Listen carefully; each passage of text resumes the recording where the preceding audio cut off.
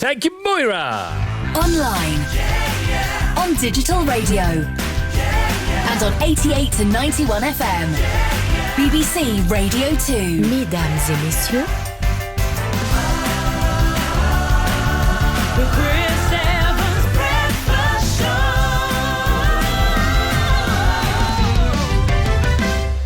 And it's 6:32 on BBC Radio 2. Most wonderful time, yes, the most wonderful time, oh, the most wonderful time This is London. of the week. Well, as Vanessa said there just before the news, we are indeed live from Paul Weller's Black Barn Studios, deep in the heart of the Surrey Hills, and we couldn't be happier or more excited.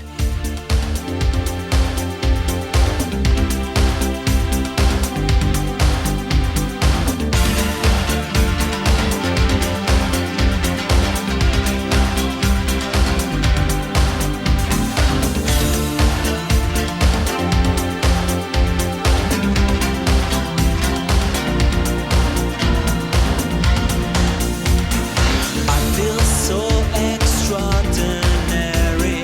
Something's got a hold on me. I get this feeling I'm in motion, a certain sense of liberty. I don't care 'cause I'm not there. I don't care if I'm here tomorrow.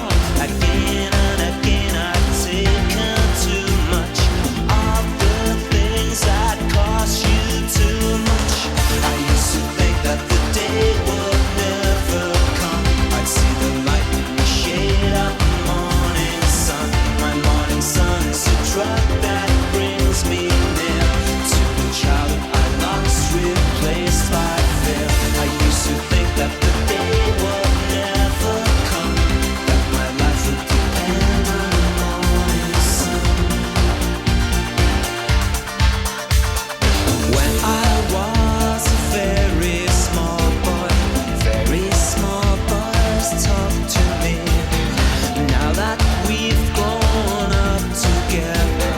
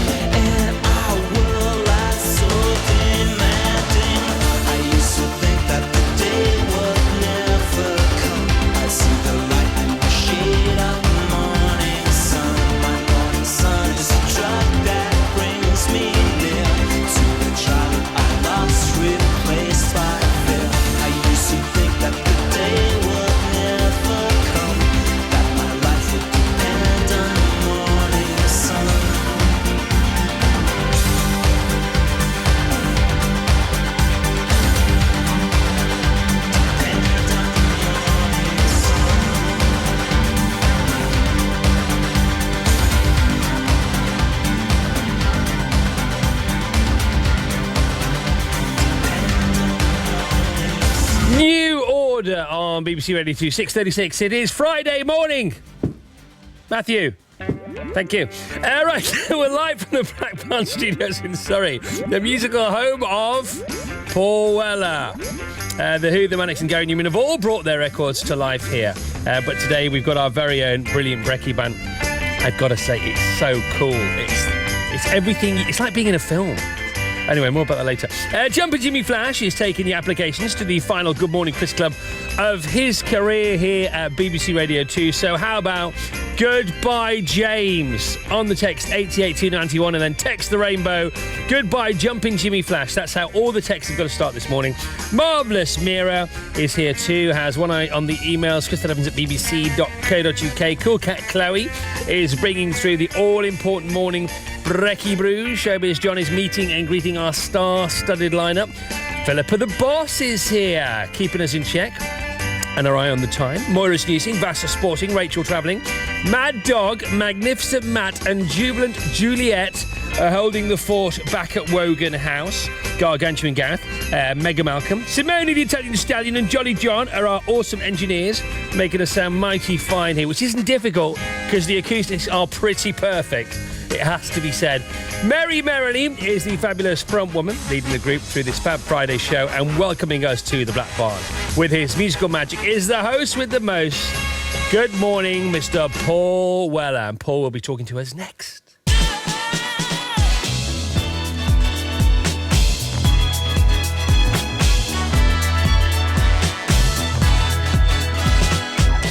I remember when I was lost, down for the count was done. Yeah, no one around to pick me up. I was so old for love till you came right in and you brought me home.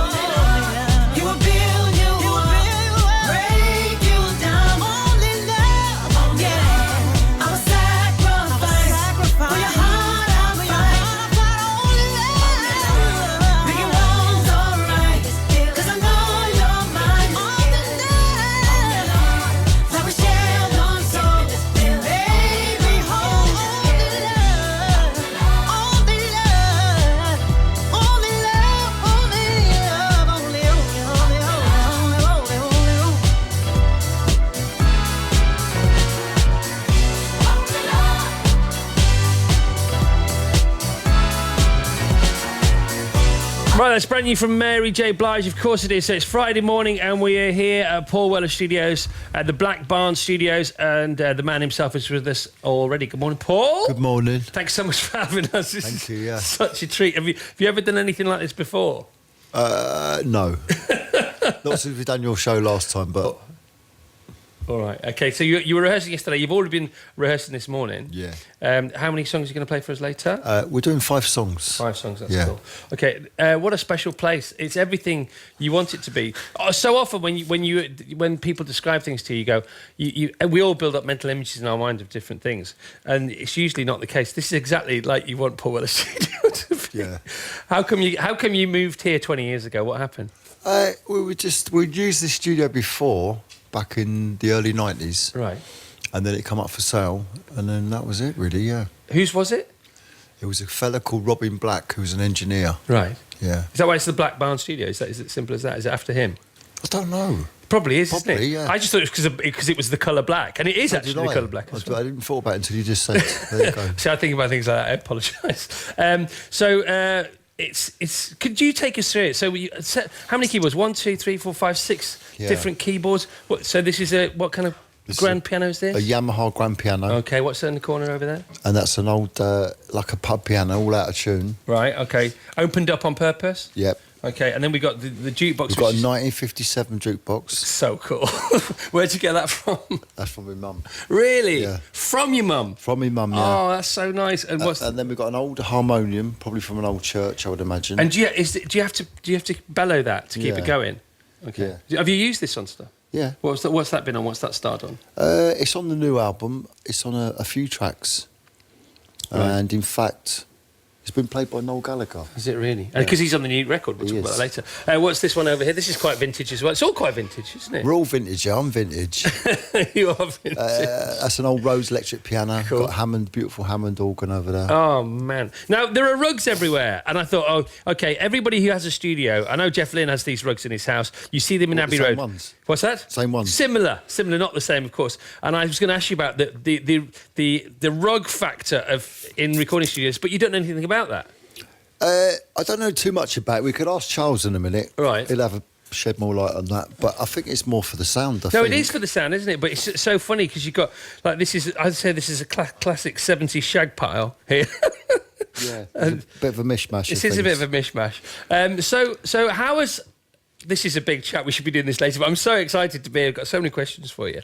How has it changed making your music, having your own place?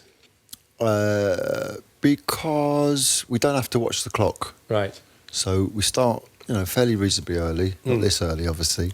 And then we work through to whatever time we need to work till. Right. And we don't have to watch the clock and worry about, making a noise and all But those things. we were watching you from the control room through here just when you were just playing earlier on, and it was like watching a video. It was so...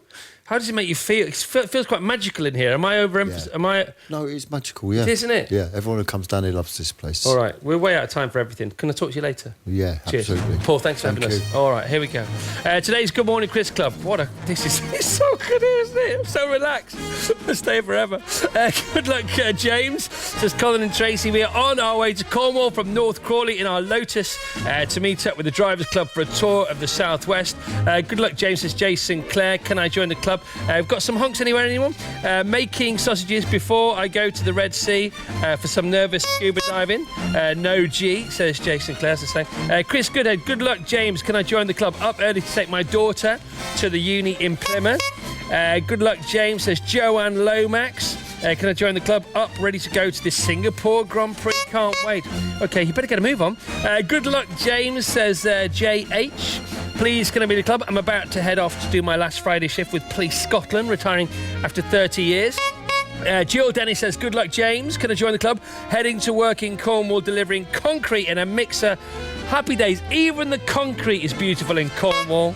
Alan Bowley says, from Great Dunmow, can I join the club? Good luck, James. Up early in Berlin. Oh, calm down.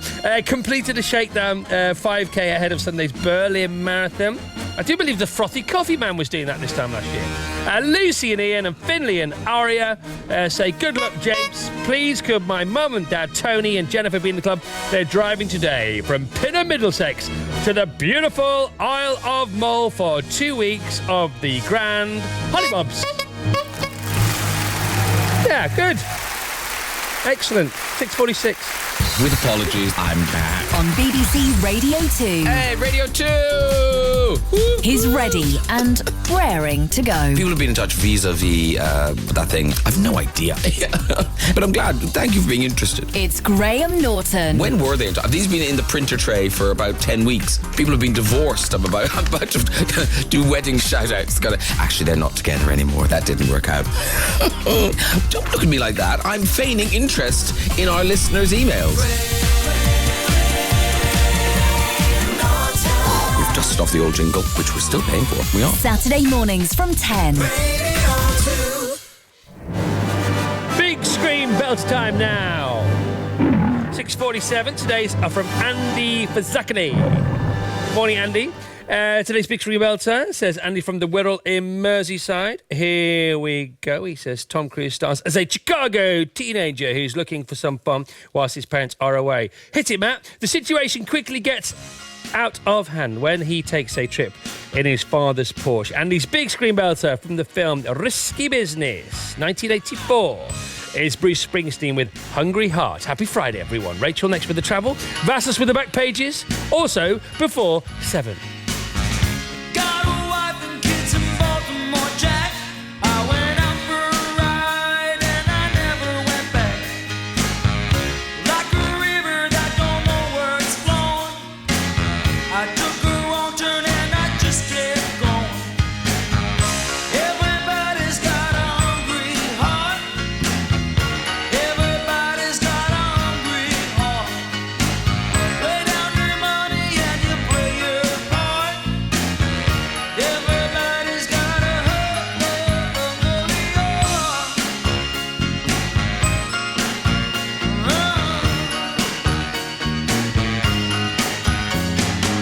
I met her in a Kingstown bar.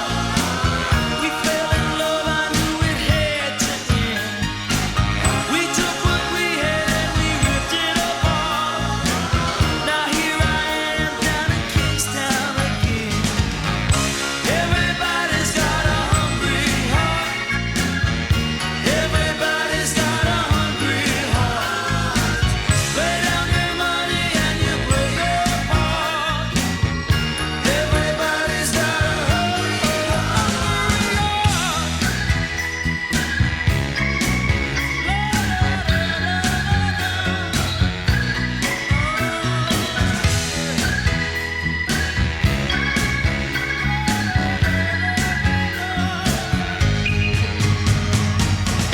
Everybody needs a place to rest. Everybody wants to have a home. Don't make no difference what nobody says. Ain't nobody like to be alone. Well, everybody's got a hungry heart. Everybody's got a hungry heart.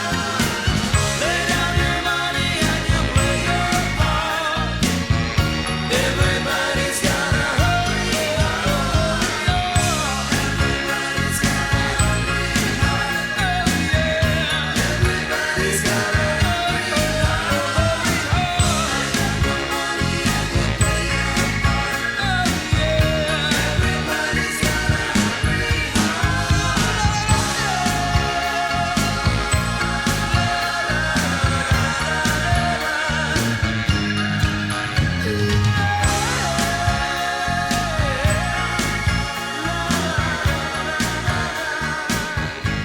Bruce Springsteen, today's big screen belter. Choose yours, bbc.co.uk/radio2. Our pages in the big screen belter. Rachel is back at base. Good morning, Rachel. BBC Radio I was going to have a chat to you, but get on with the travel. Off you go. I know my place. A50 westbound closed from the A520 Mere Tunnel interchange and the A5007 Normacut. The accident happened passing the Royal Mail depot. The A153, the Sleaford Road, is closed in both directions from the B6403 Ancaster to the A607 Honington. The incident, which is a building fire at Mid-UK Recycling, has also closed the B6403. The A6075 Abbott Road is closed in both directions due to an accident at Skegby Lane to the A617. The M25 clockwise, a breakdown between Junction 5 and Clackett Lane services is blocking one lane. And on the rails, cross-country replacement bus services running between Birmingham International and Nuneaton after a derailment of a freight train at Coleshill Parkway. The travel number is 03700 100 200. Back to you, Christopher. Thank you very much. Friday morning, The Breakfast Show on BBC Radio 2, usually live from Wogan House. Today we are live from deep in the depths of Surrey, from Paul Weller's Black Barn Studios. Thank you, Rachel. Wake up, it's a beautiful morning. Chris Evans on your radio. Wake up, it's a beautiful Chris Evans with your breakfast show. As the day breaks, blue skies over Surrey. Vassar's here. Good morning, Vassar. Good morning, Christopher. So that was a nice curry we had last night, wasn't it? Lovely. Very nice. Very, very nice indeed. I see here amongst all the equipment, all the various musical instruments and everything, all the musical curio that one needs to create genius, if the seed of genius is there in the first place in the form of a human being. And we're talking about Paul Weller and his mates, as far as we're concerned today. That's all fine. But the other one thing of note that we saw when we arrived was, in fact, a menu for the local curry house, because it's what keeps you going. Isn't it? Yeah, and they thought we over-ordered. Yeah. The waiter said, no, you're not going to get through this. He said, may I suggest that you've got enough food already? You've never met us before. We'll be ordering. But we had a cracking meal. Early to bed for me. I was in bed 8:20 last night. I was watching Donald Gleason's new film, because Donald's on the show this morning, along with Charlotte Riley, by the way, and Paul Weller himself, and only Ray Winston. All that coming up. What a feast of friends you have on the radio to enjoy this morning with us till 9:30. But Vassar's, quickly back pages, if you don't mind. So we've got lots of pictures of Surrey players celebrating their first county championship for 16 years. Well played, Surrey. We're in Surrey. Back page of the Times this morning. This is a very interesting story. Manuel Pellegrini, the West Ham manager, is investigating. I thought they must have known about this. They must have known who this is, because for the past 60 West Ham games in a row, Pellegrini, or the West Ham team sheet, has been announced on Twitter, on this Twitter handle, at West Ham employee or something, before some of the players have known that they're playing. So I sort of assumed it was almost sort of an official thing, but apparently that's being investigated because it's not an official thing, which doesn't bode well if you're West Ham. And I love the story on the back page of the Express. Paul Pogba, the Manchester United player. Now, they've got one of his former France youth teammates saying he's always been a show-off. But if you just imagine, everybody at school, the boy or girl at school with you who was miles better at football than everybody else, and then think, and you thought, they're going to make it, but they almost certainly didn't. They almost certainly didn't play for Manchester United or win the World Cup. Imagine how much better than his classmates Paul Pogba was when he was at school. Of course he was a show-off. Of course he was a show-off. Of course he was a show-off. You mentioned West Ham there. Not doing too well at the moment, West Ham. No, they're not doing too well. Ray Winston says, as he's matured in years, he's become softer and soppier. And it's chronicled when he's cried in the last 10 to 20 years. He's actually written down when he's cried. And his most recent cry was when West Ham achieved Premiership status at the end of last season. I wonder if he's still crying now for different reasons. That's the thing, you sort of sometimes you think, careful what you wish for, because, we're going to get promoted. But what's happened is, what you've swapped is a season where you win most matches to probably a season when you lose most matches. So it kind of, obviously it's lovelier to be on Match of the Day than not, but sometimes it's just hard to be in the Premier Do we League. mention West Ham to Ray Winston today or not? Probably. Probably not. I was going to say there's lots more to talk about. Well, just look we behind, don't need behind West you. Ham. What? Behind the other side of that vintage ornate yeah, no, keyboard. There is that as well, isn't there? There's a Chelsea flag. There's a Chelsea flag. Okay. And they're doing really I well. wonder which vexillologist was responsible for that particular flag. The checkered Chelsea flag. I didn't know Paul Weller was a Chelsea fan. Nor did I until I saw Should the know flag. that, but didn't know that. Did anybody here know that? Okay. Oh, obviously Paul Weller's here himself. He would know that because he's Paul Weller. Right. We've got 30 seconds, Vass. Just give us one of your beautiful scene setters, please. Well, the first thing you noticed when you arrive at Black Barn Studios is it is a big black wooden barn. Yeah. The next thing you notice as you walk through the door is the biggest mixing desk you have ever seen. In fact, the biggest mixing desk you've ever imagined, and they're not small, back at base at Wogan House at Radio 2. Simone, the Italian stallion, who's one of our engineers here, he was actually drooling. There was some drool coming out of the sides of his mouth as he was looking at that mixing desk. And then you come in here and there are Spanish guitars and there are electric guitars just everywhere you look. There's a guitar To you with rack. your guitar knowledge. There's a banjo hanging on a wall next to some kind of abstract art which is signed by I'm going to find out who. And it's just, the word is cool. Okay, just a little caveat here. There isn't a Spanish guitar inside. What's but- that? It's not a Spanish guitar. Isn't it? No, of course it does, but it's got steel strings. All Spanish guitars have nylon strings. I didn't know that. Obviously. 3 to 7.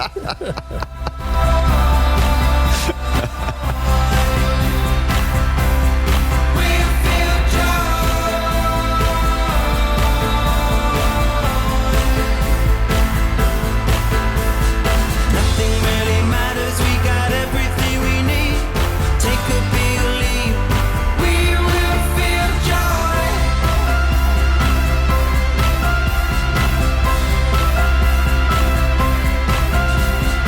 When the wave hits, there's nothing that we're gonna do. Make peace with yourself and take a little breath or two. Come on, hold hands, let's stick together. Take a big leap and jump right over.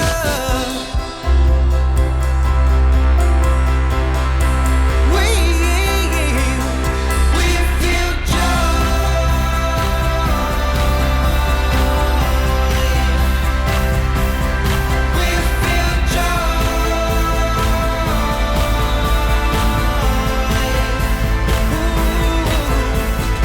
Nothing really matters, we got everything we need. Take a big leap, we will feel joy.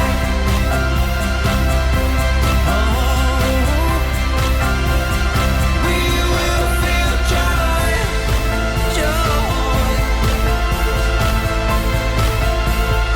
We will feel joy. Nothing really matters, we got everything we need.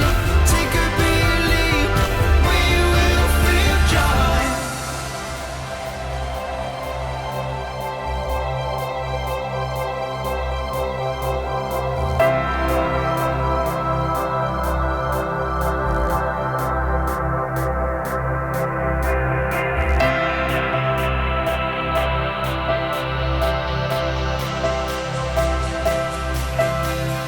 Nothing really matters, we got everything we need. Take a big leap and we will feel joy.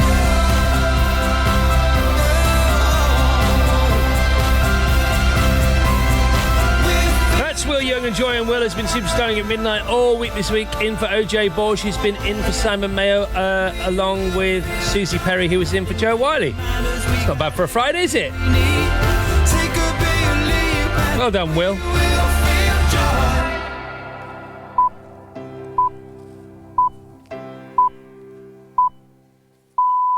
This is BBC Radio 2. We are online, on digital radio and on 88 to 91 FM, and we are live from Paul Weller Studios in Surrey all morning till 9:30. Here's Moira with the 7 o'clock news. BBC News at 7 o'clock on Friday the 14th of September. Good morning. The Church of England is to continue investing in Amazon, despite the Archbishop of Canterbury accusing it of leeching off taxpayers. An ally of Jeremy Corbyn has been recorded suggesting Labour's anti-Semitism row may have been manufactured by Israel.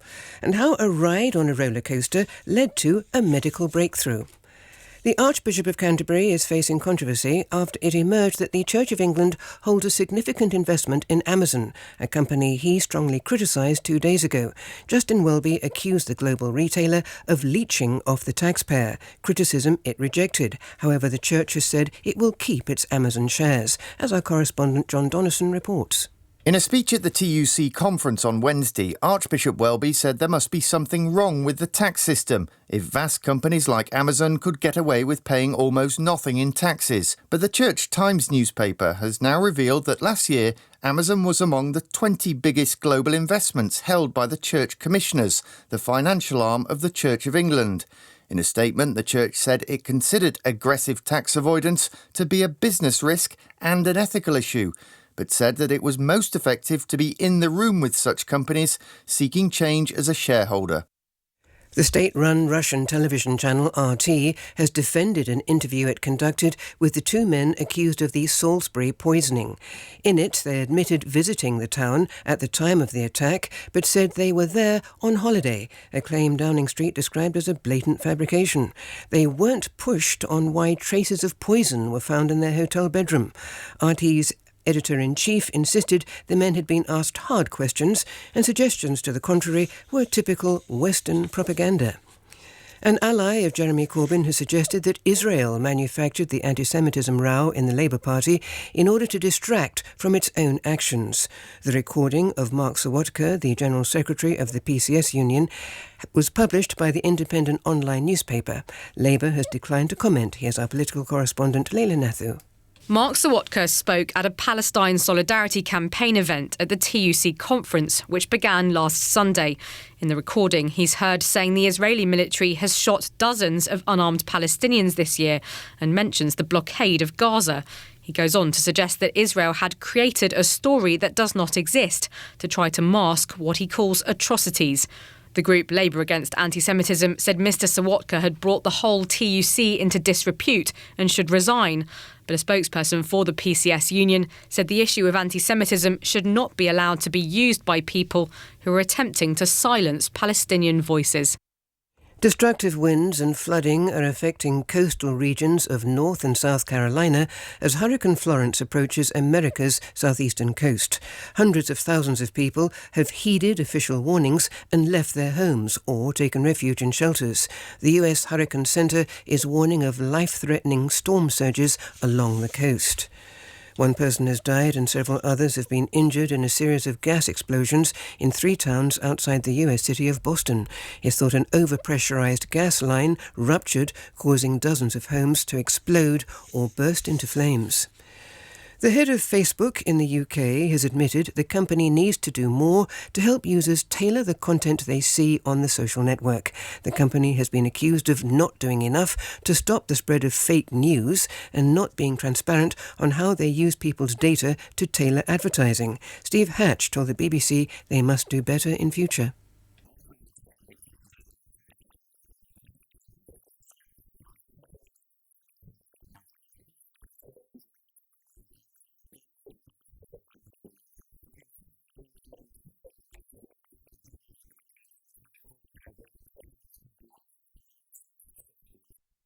Bizarre academic research and discoveries have been celebrated at the annual Ig Nobel Prize ceremony at Harvard University. The awards are for genuine research that makes people laugh and think.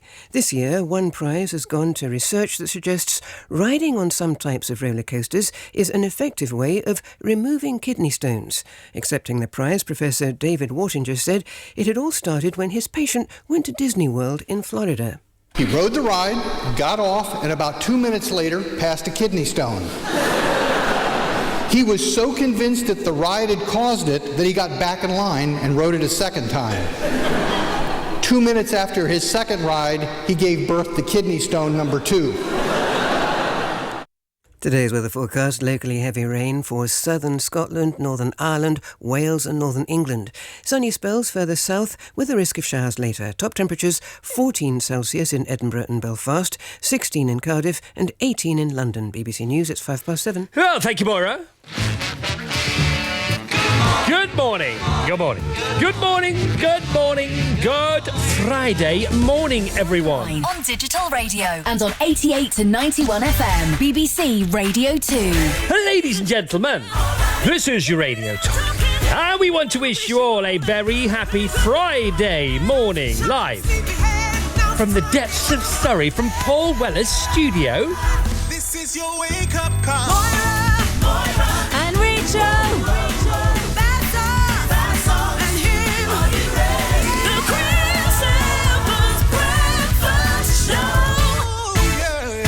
Yes, good morning, friends. Thank you for tuning in. Welcome to Friday, the 14th of September 2018. Already, my friends, let's get on with this thing called life before it gets on with us. Representing Oxfordshire, Wendy Norman is marching in a Battle of Britain memorial parade. After a wreath-laying service, they'll be making their way through Wantage and watching a special flyover. Representing Dumfries and Galway, Rachel Reek is splashing on the glitter for Pride 2018, joining thousands of others for a huge party featuring DJ, singers, and Britain's Got Talent star Danny Beard. And representing Liverpool, Louise Stoker is heading to the city's food and drink festival. From sizzling salads, you can't have a sizzling salad. Who wrote that? Who wrote? Really? It's his last day, we'll forgive him.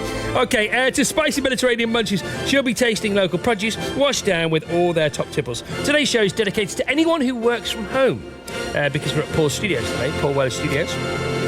I mean, there's working from home and then there's creating genius from home. And today's show, it's very peaceful here. So today's show is entitled, Peace is not the absence of chaos, it is merely chaos embraced and shown a little love. Oh, what a beautiful morning. Oh, what a beautiful day. I got a beautiful feeling. Everything's going my way. Oh, what a beautiful day.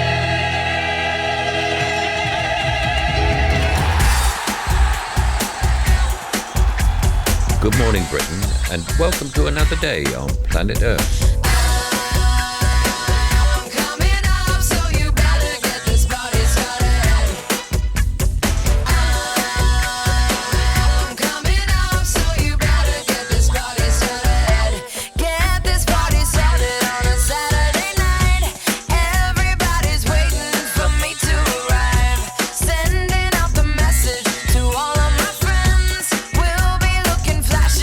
Mercedes Benz. I got lots of stuff.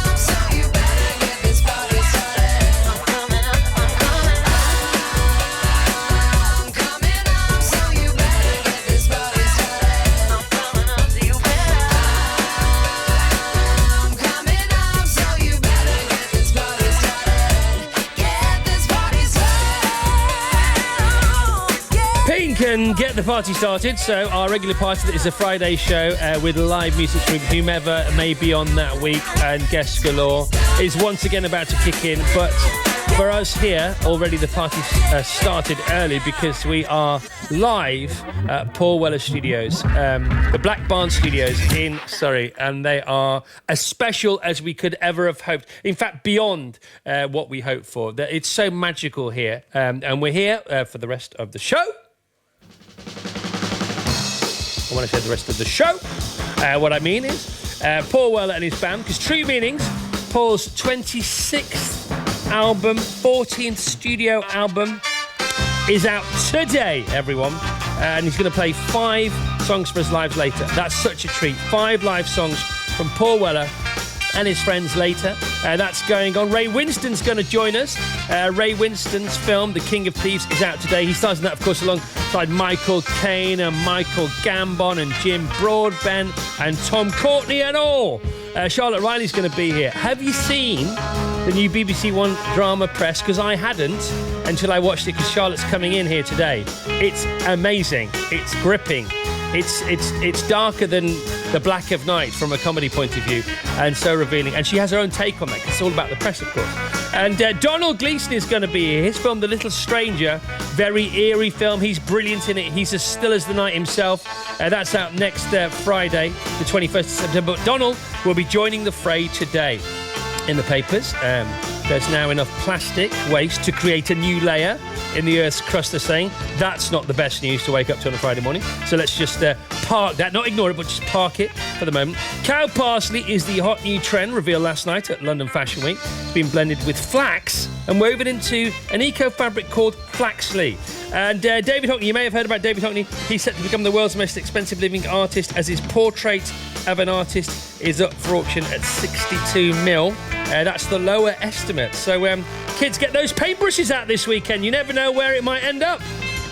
Plus this, Auf Wiedersehen, the Beatle, VW, ditches the icon. Didn't know about that. I don't question how the world works when it's working out for me. I'm in love with someone beautiful, so wonderful you won't believe. Don't ask me when our worlds collided. Roll the dice and see. I know what I believe. Oh, I love just because you're mine, just because I feel, just because it's real, just because it hurts, just because it works, just because when I hear anybody ask me why it does, I say just because. I found my love beside a southern girl. She found a love beside of me. On summer days she wears a sundress, never looking better. I'm hitting way out of my league. When I fell for her, oh, I tried to hide it, couldn't fight it. Now I know that she believes. Oh, I love just because you're mine, just because I feel, just because it's real, just because it hurts, just because it works, just because when I hear anybody ask me why it does, I say just because she loves, because she smiles, sense of humor running wild, because she makes me dream about when she's walking down the aisle, because she hurts, because she cries, because she needs me in the night. So if you ask me why, I say just because she's mine, just because I feel, just because it's real, just because it hurts, just because it works, just because. And when I hear anybody ask me why it does, I say just because you're mine, just because I feel, just because it's real, just because it hurts, just because it works, just because. When I hear anybody ask me why it does, I say just because. I say me just because. Beautiful, Boyzone. That's their brand new single, Just Because. And of course, Boyzone start last week at our festival and day at Hyde Park. You can still watch that, can't you? At the BBC Radio 2 website. Kylie, of course, headlining along with Rick Astley. Surprise appearance from Rick and also from Jason Donovan. A great day was had by all, and there were so many people there.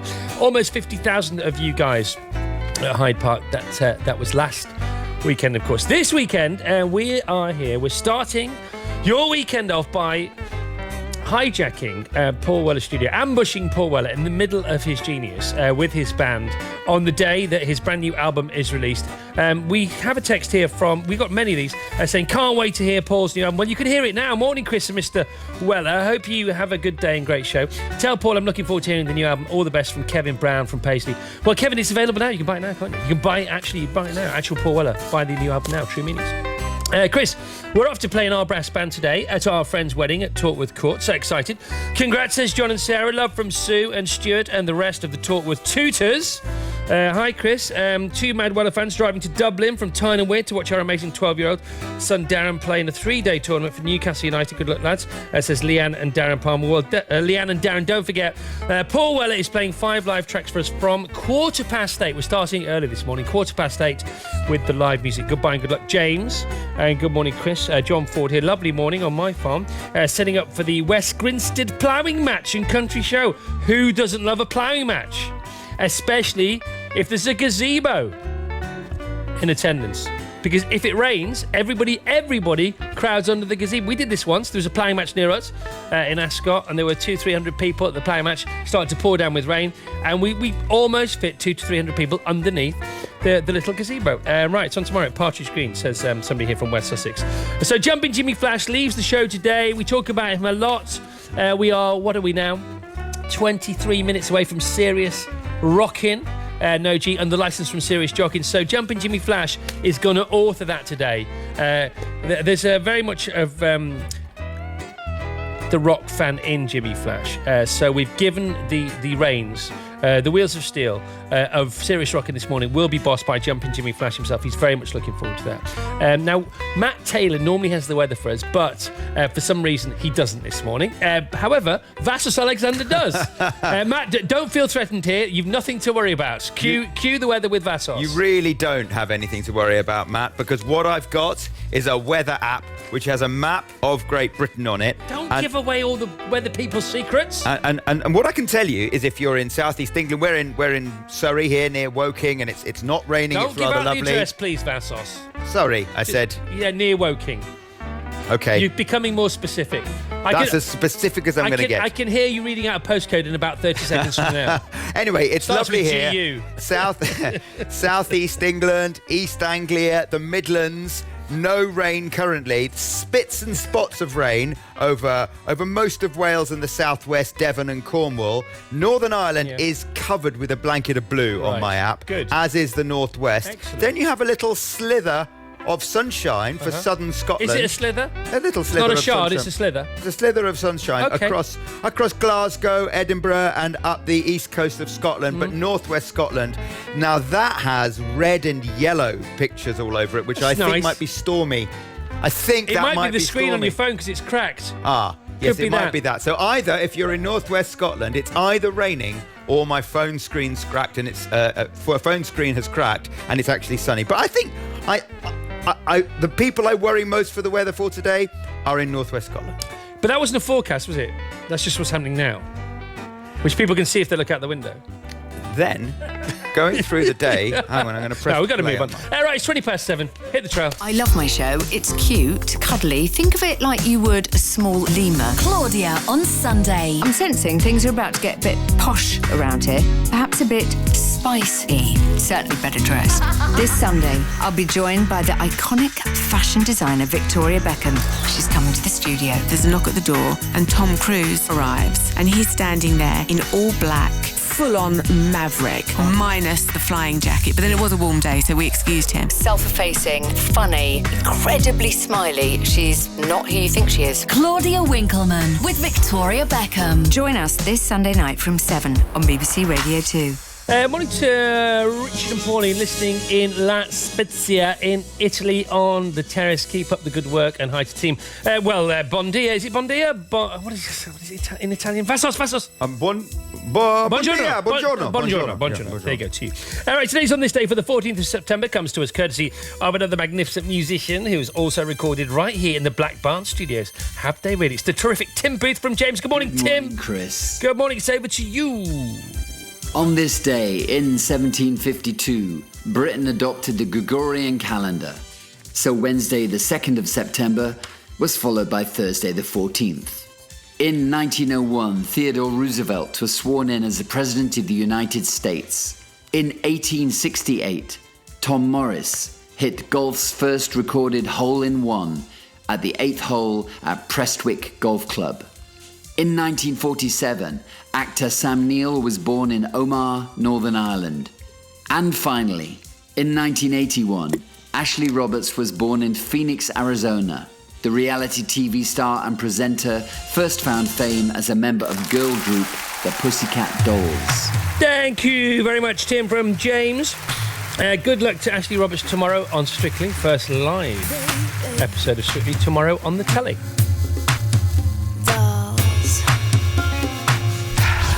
I know you like me. I know you do.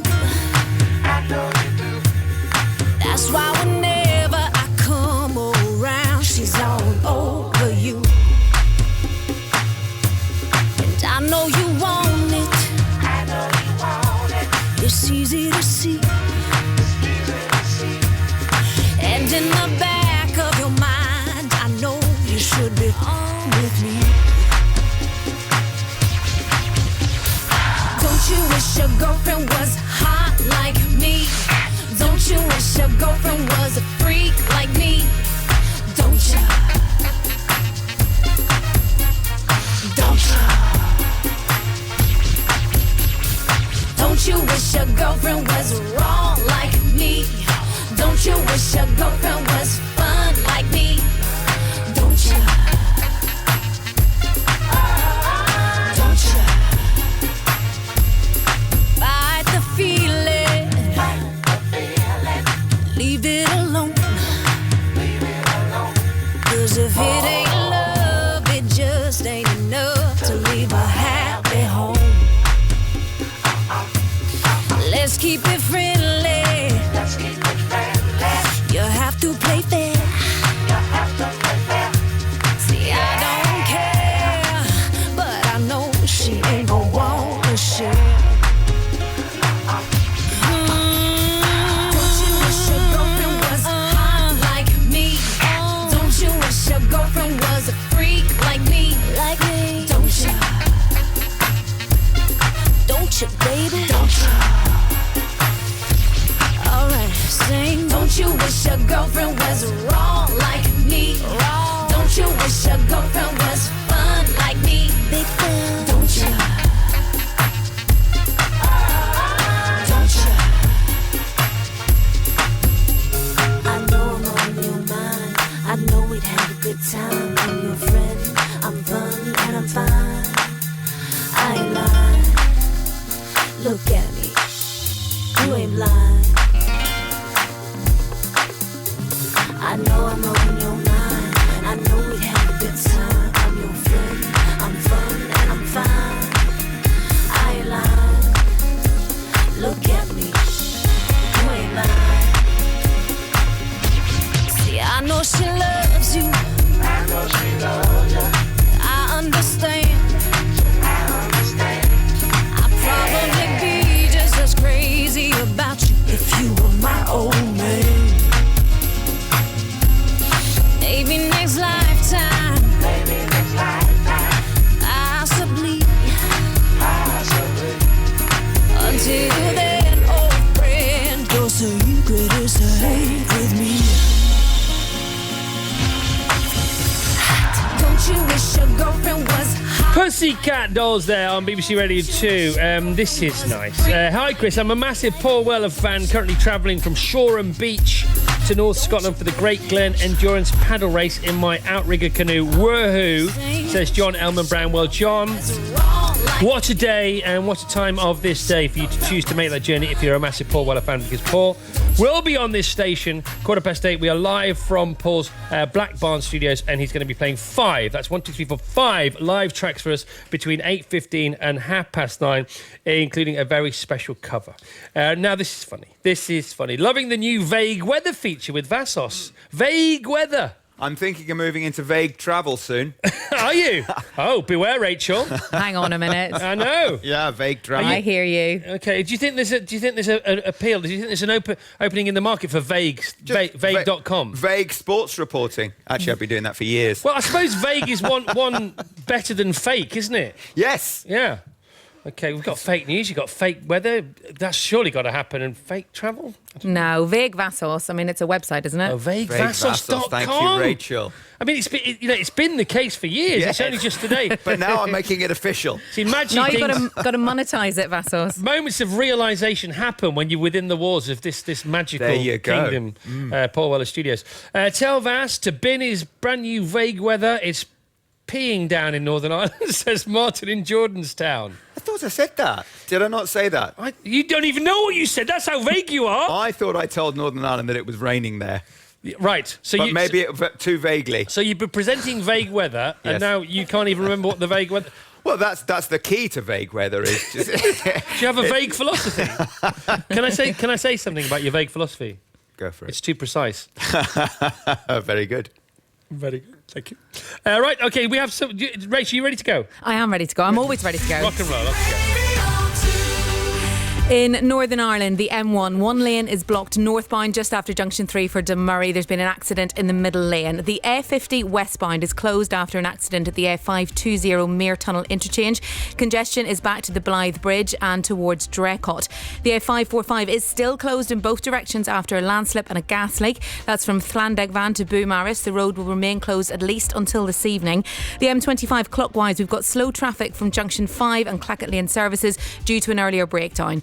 The A320 Guildford Road is closed in both directions due to a vehicle fire between the A320 Homewood Park and the B386 Holloway Hill. And in Devon, the A383 Ashburton Road is closed in both directions at Newton Abbot from Mile End Road to the Coombshead Road after an accident. I'll be back with more. It's 03700 100 200. Thank you, Rachel. Who's on the phone now? It's Rosabella Gibson from yesterday. Good morning, Rosabella. Good morning, Chris. Good morning, Rosabella. She's from Macclesfield in Cheshire. She's 6 years old. And what are you doing, or what did you do rather, for the first time ever yesterday? We went to Beeston Castle on a school trip. All right, how was it? It's all right. What did you see? We learned about night, Mm-hmm. and we tried the helmet on a real knight. We started when they were 7 years old. Right. And when they got to 14, they got a bigger sword. Right. And then when they got to 21, they got to go and try fighting with the other knights. I had no idea. So literally you could go to night school when you were 7? Yeah. You could learn to be a knight. Okay, you saw pictures of real knights, did you, as well? Yeah. Okay, and you saw where they made their food. Tell us about that. In the kitchen, and the toilets were like, they had the toilets near the kitchen, and then the sewers where you normally go to the toilet. Yeah. Have they run into the corner with the wee and poo. Oh no! What, by the kitchen? Yeah. That's in the kitchen, in the corner. It's terrible. Okay, mark yourself out of 10. What? 900. 900. Okay, thank you very much indeed. That was Rosabella Gibson. Now we go to Ipswich. We cross there from Macclesfield. Down. Turn left a bit as you look at the south coast, and you should be in Ipswich or thereabouts. And Flynn is 6. Good morning, Flynn. Good morning, Chris. Good morning, Flynn. And what are you doing for the first time ever today? Walking my mum up the aisle. Oh, mascara warning everyone. Where did this come from? Mascara warning everyone. Okay. Who's she getting married to? Duncan. That's so cool. You're walking your mum up the aisle. Are you excited? Yeah. Are you nervous? No. Have you rehearsed? Did you go to the rehearsal? Yes. Yeah. And so what have you been told you have to do? Tell us about that. doing a speech. You're going to do a speech as well. You are the man, Flynn. You are it. You win this year's greatest 6-year-old in the world ever before you've even done what you're about to do. All right, good luck. Will you come back on Monday? Yeah. OK, thank you so much. Pictures very welcome, by the way. Send some of those to us. This is BBC Radio 2. It's 7:30. Headline time now with Moira Stewart back at base at Wogan House.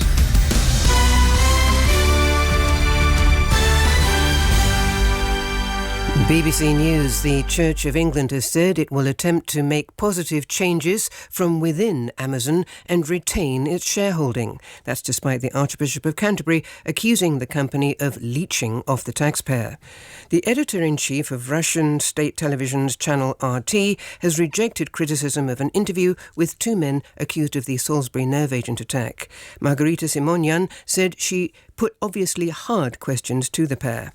More than 100,000 homes are without power on the east coast of the United States as winds and rain from Hurricane Florence start to hit the region. More than 1 million people have been urged to evacuate their homes.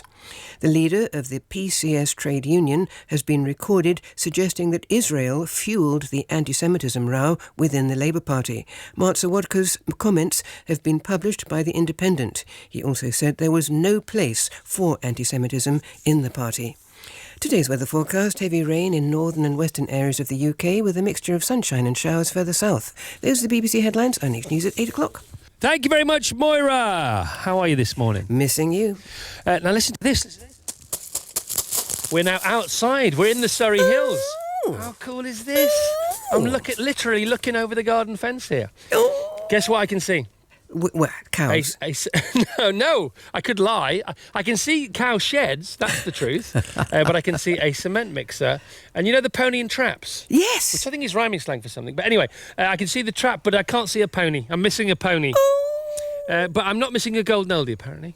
Oh, well, because I've got that, and it's chosen by Hazel Dixon from Conworth in Lanarkshire. She says, whilst growing up, my dad helped organise our local agricultural show dances, and this disco classic track was a favourite on the dance floor, known to us by Dad as the Boom Boom Song, a song that makes us all smile with unforgettable memories. And the track that takes Hazel back is Kelly Marie with Feels Like I'm in Love. Thank you, Moira.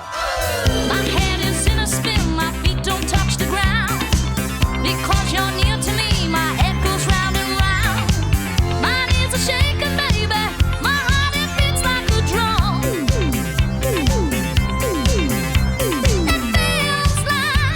It feels like I'm in love.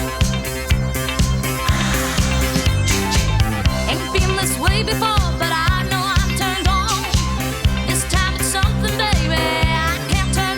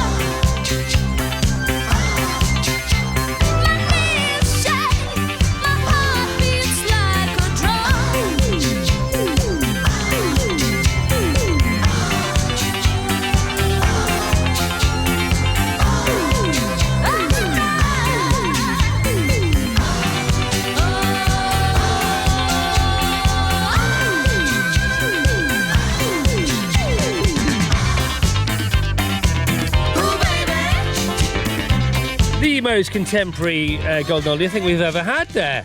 Kelly Marie and Feels Like I'm in Love. It's probably from about 100 years ago now. It just feels like it was yesterday-ish. So, what are you up to? You know what we're up to. We're live from Paul Weller's Black Barn Studios in Surrey. And Paul will play his first live track for us at 8:15 this morning. True Meanings. His 26th album is out today. That's his 14th studio album, and this is the very studio where the album was compiled, was produced, was created. OMG, Little Flynn, that wasn't a mascara warning, that was a burst into tears moment. I know what you mean, Jane in Essex, that came from nowhere, didn't it? Good morning, Chris. Lost 4 stone since April this year, 53 and a bit. And madly going to be skydiving and jumping out of an aeroplane, a perfectly good aeroplane on Sunday for charity. Oh, and I hate flying. Says Janet Morris. Well, that's okay, because you'll be jumping out of the plane. You won't have to fly anymore. Morning, Chris and the team. Listening to the show from our sunbeds in sunny Cos. Already sunbathing. We're so excited to hear the Mod Father's new songs. I got to say, the album is sublime. It's so magical. It's so peaceful. I think it may be his most peaceful album. We can ask him later. As soon as we land home on Sunday, we're off to buy the album on vinyl. Huge fans. Says Nikki and Steve Dyer. And like Jim, it's my last day at my job. After 3 years at SSE in Havant today, I've been up since 6 making cakes to take in. What did he bring? Says Laura McGilly. Well, what he brought was his very own Serious Rockin'. And Jumpin' Jimmy Flash will be here to introduce the aforementioned after this. For hundreds of years, brass has been part of the musical landscape. But there's more to it than you might think. Join acclaimed jazz musician James Morrison for the brassiest selection of music here on BBC Radio 2. Anything goes. Big bands, jazz, funk, pop, street bands and brass bands sit side by side. All played on a combination of trumpets, trombones, horns, cornets, tubas and sousaphones.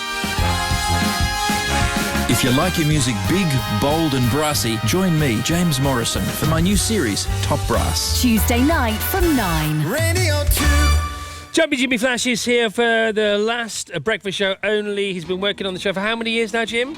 Nearly 5. Sorry? Nearly 5 years. Nearly 5 years. Okay, and different roles you've occupied on the show include what, for example? Started off as a broadcast assistant. I was out answering the phones for about a year. Then I moved into what we call middle PC, which is sort of... Do we? Yeah, we call it middle PC. Well, we do. I didn't know that. Which basically means that we pick up all the emails, other bits that come in throughout the show, stuff that we just sort of randomly put together as the show starts at 6:30 that we don't have any idea at the start, but by the end it's like, whoo, there we go.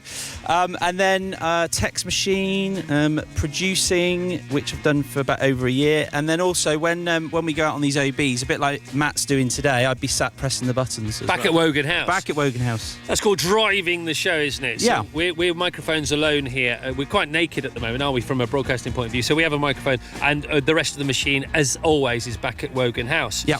So you're off to do your own show. Tell us where, tell us when. Okay, I start on Monday, 12 till 4, BBC Radio Leicester. Just the one day? Well, no, I'm actually... Just the one show? It's a 12-month deal, so we'll see how that goes. It's a bit like a car policy when you can hand the car back after 12 months if you don't like it. That's right. how that's going to work. But starts on Monday, really looking forward to it. 4 hours every day, Monday to Friday. Can't wait. 12 till 4. OK, well, good luck, my friend. Thank you. Now, some of Radio 2's family wanted to offer you some words of advice for sitting on their side of the desk. First of all, Steve Wright. Hello, James. Hello, James Carpenter. Only your friend Steve here. Very, very best of luck at BBC Radio Leicester. My advice for you, because I know you're going to be doing an afternoon show, is chew gum, have a really large lunch, always prepare, and always remember any advice that Chris Evans has given you. Good luck. I thought he was going to say, always remember, any advice Chris Evans has given you, forget it. I thought he was going to say that as well. All right, wise words from Steve there. Both are heroes. Steve. Oh, love Steve. Steve was the reason that we wanted radio, then you, so... OK, well, I think we're losing signal here. This is not very good on your last day.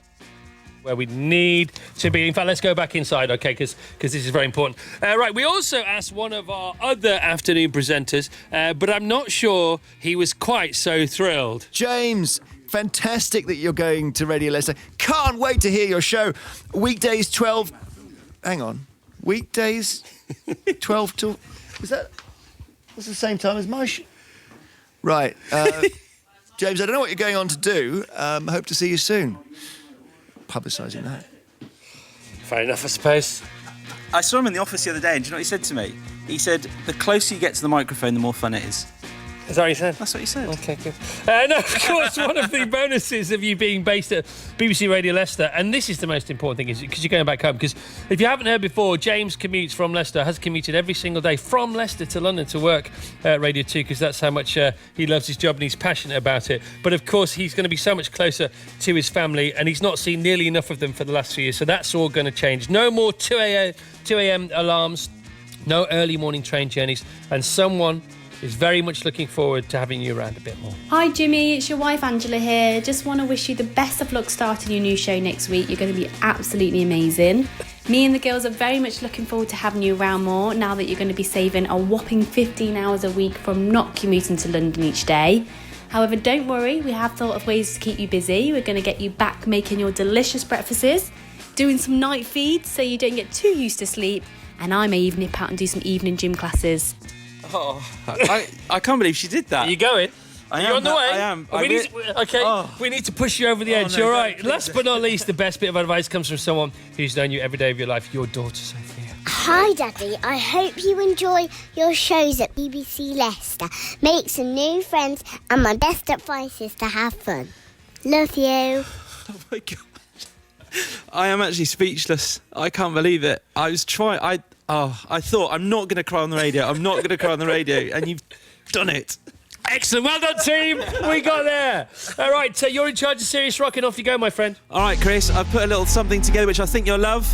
Are you ready for some Serious Rockin' Friday? The weekend starts here.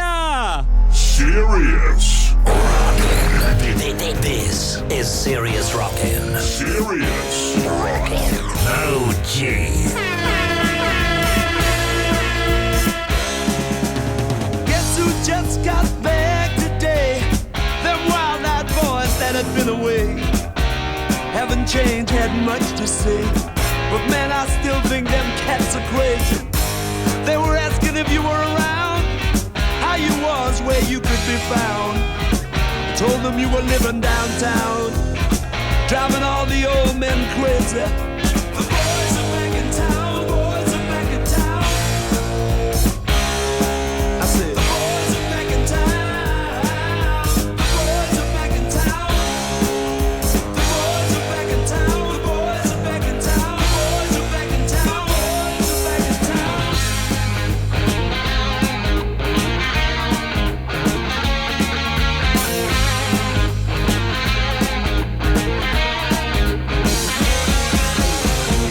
You know that chick that used to dance a lot? Every night she'd be on the floor shaking what she'd got. Man, when I tell you she was cool, she was red hot. I mean, she was steaming. And that time over at Johnny's place, well, this chick got up and she slapped Johnny's face. Man, we just fell about the place. If that chick don't wanna know, forget her. The boys are back in town. The boys are back in town. I said, the boys are back in town. The boys are back in town. I said, the boys are back in town. The boys are back in town. The boys are back in town. This is Serious Rockin'. Serious Rockin'. Serious Rockin'.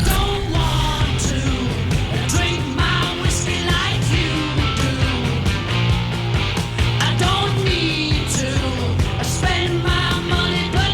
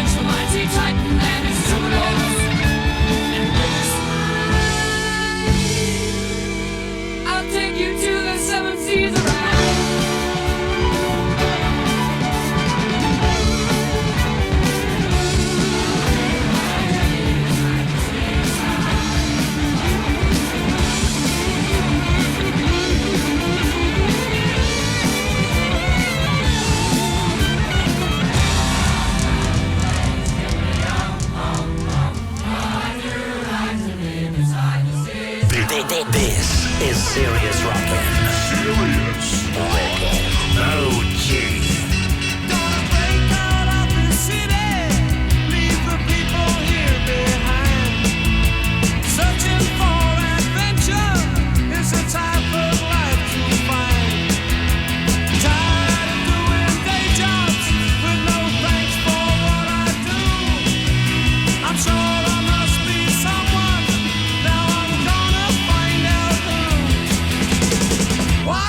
You ask them what they expect from you. Why don't you tell them what you are gonna do? You'll get so lonely. Maybe it's better that way. It ain't you only. You got something to say. Do anything you wanna do.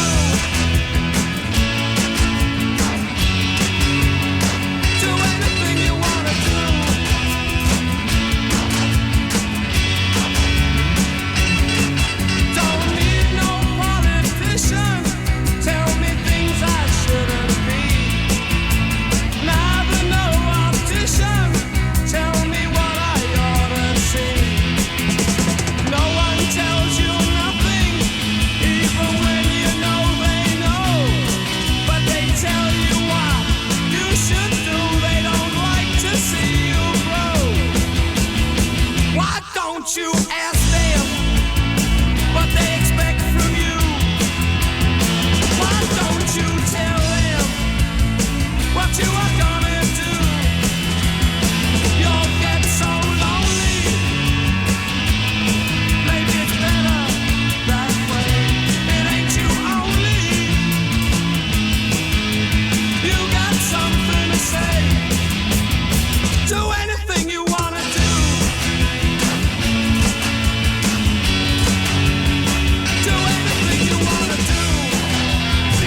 This is Serious Rockin'. Serious Rockin'. OG.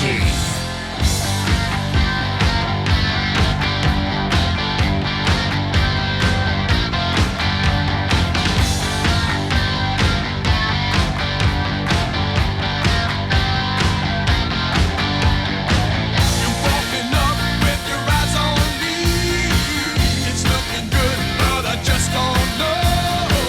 I need a girl who can keep her head.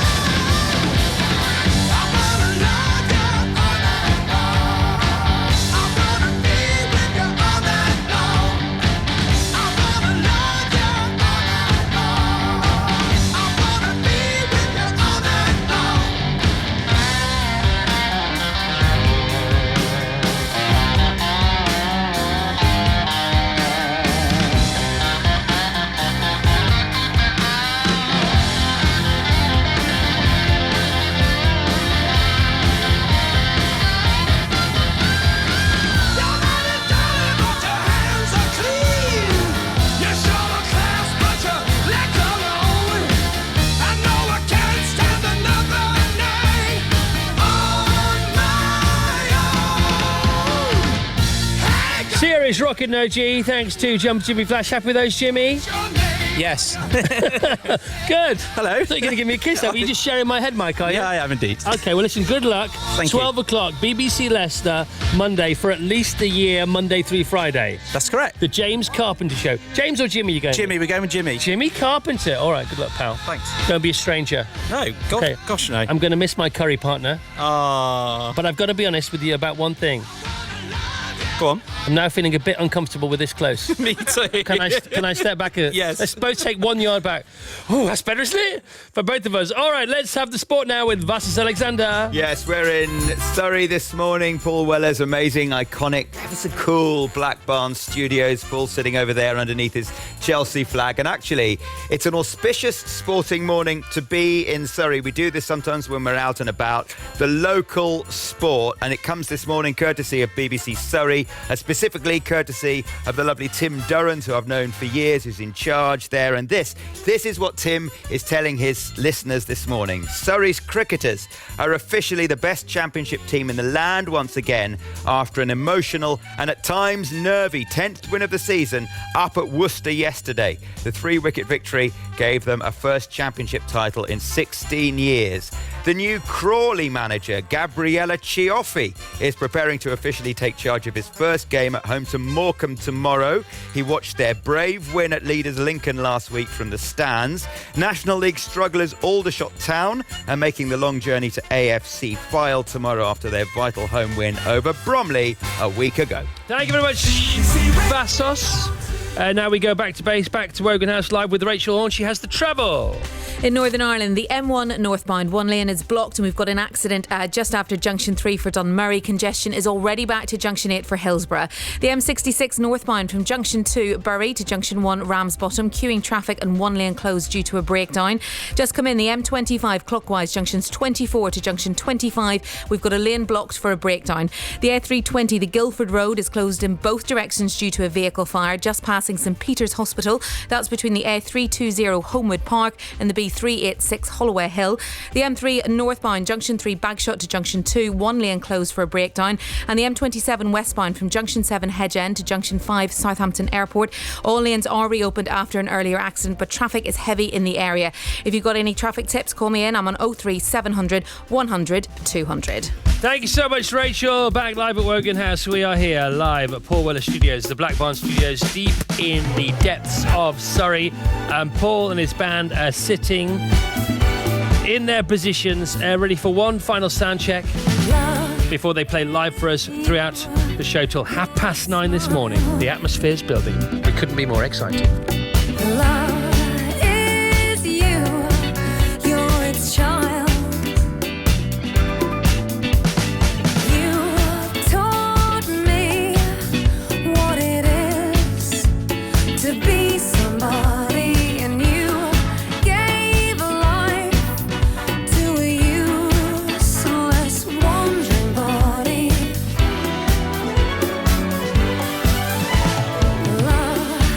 Love is you.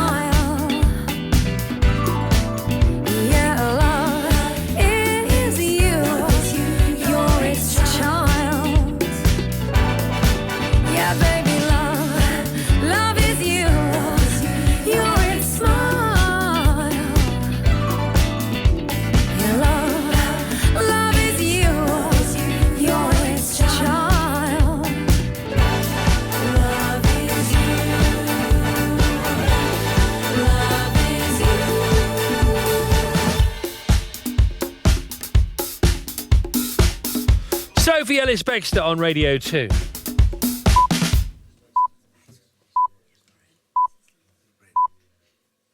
Our guests are ready. Paul and his band are ready. Are you ready? That's the big question, because this show is live and direct from Paul Weller Studios for the next 90 minutes, and it's going to be absolutely stellar. It's got to be up there with the best Friday shows we've ever done, and we haven't even done it yet. This is BBC Radio 2. It's 8 o'clock. Moira Stewart has the news, and then we party. BBC News at 8 o'clock on Friday, the 14th of September. Good morning. The Church of England has said it will remain an investor in Amazon despite a stinging attack on the firm by the Archbishop of Canterbury. Officials are warning of life-threatening storm surges as a hurricane approaches America's southeast coast. And Volkswagen announces it's the end of the road for the Beetle. The Church of England says it has no plans to sell its shares in Amazon, despite the Archbishop of Canterbury's strongly worded attack on the company. On Wednesday, Justin Welby accused Amazon of not paying enough in wages or tax, claims it denies. It's since emerged that Amazon is among the Church's biggest global investments, but it says it will carry on as a shareholder because it's better to be in the room and seek to change the way Amazon operates. Mikey Curry, an investment director, agrees. Absolutely, engagement is key. You can only drive change from within. So engagement is becoming more and more important. It's high on the agenda of investment companies alongside things like ESG, stewardship. And we're seeing that in pressing on matters like CEO pay, like board diversity. So I do think you achieve more by being in the room. But the Conservative MP George Freeman said Mr Welby had got it wrong. He himself has expressed a lot of concern about the high street and the effect of Amazon on high streets. Somebody has dropped the ball at the church. I mean, if they are indeed an active investor and they're lobbying Amazon, well, possibly. But it looks to me like somebody in the accounts department of the Church of England has dropped the ball. We should practice what we preach. Heavy rain and high winds whipped up by Hurricane Florence have begun lashing coastal areas of the American states of North and South Carolina. Forecasters say the storm has weakened slightly, but they are still warning of very dangerous winds and a life-threatening storm surge. Hundreds of thousands of people in the path of the hurricane have heeded official warnings and evacuated their homes or taken refuge in shelters. The BBC's Paul Blake is in the city of Moorhead in North Carolina. We've seen strong winds and heavy rain. I'm just on the back porch right now watching it come in, and trees are blowing left and right quite far, and the wind is just battering the windows here. In the first few hours of the storm, I even saw flooding beginning literally just in the first couple hours. Some streets were starting to get inundated. The docks and various sort of marine facilities here were being overrun. One person has died and several others have been injured in a series of gas explosions in 3 towns outside the US city of Boston. It's thought an overpressurized gas line ruptured, causing dozens of homes to explode or burst into flames. Andrew Mailer is the town manager of North Andover, one of the places affected. We do not yet have a timeline. People should expect this is going to be a while before they're going to be able to return to their home. And always err on the side of protecting themselves and their families. Take the safe route, go to the shelters, communicate with 911 if they have any particular questions. The JLS singer Orisha Williams has been charged with raping a woman at a hotel in Wolverhampton in December 2016. He and another man, who has also been charged with sexual offences, are due to appear before magistrates next month. Friends of the Earth is calling on the fashion industry to take more responsibility for hidden plastics in clothes. The charity is using the start of London Fashion Week to highlight the use of polyester and acrylics. It says around 1,600 tonnes of tiny plastic fibres are washed from clothes every year and end up in the UK's rivers and estuaries. Emma Priestland is from Friends of the Earth and says it's up to companies to act. We all have plastic clothing in our wardrobe. It's become just a normal part of our life. And actually, there's not so much that individuals can do about the problem. But actually, what we really need is to place responsibility on the retailers. And they're the ones who need to find a solution for plastic shedding from their clothing. Volkswagen has announced it's ceasing production of one of the most famous cars ever made, the Beetle. The last model will roll off the production line in Mexico next year. Our business correspondent Samira Hussain reports. The VW Beetle has been on roads for 3 generations. The first model was made in Germany in 1938. Today, the car looks different and is no longer made in Europe, but in Mexico. They are primarily made for the North American consumer. But sales for one of Volkswagen's most recognizable automobiles have been falling in the U.S. Fewer than 16,000 Beetles were sold in America last year. Volkswagen says it will concentrate its efforts on family-focused cars and ramp up its electric vehicle offerings. Today's weather forecast: locally heavy rain for southern Scotland, Northern Ireland, Wales and northern England. Sunny spells further south with a risk of showers later. Top temperatures 14 Celsius in Edinburgh and Belfast, 16 in Cardiff and 18 in London. BBC News, it's 8:05. Thank you very much, Moira.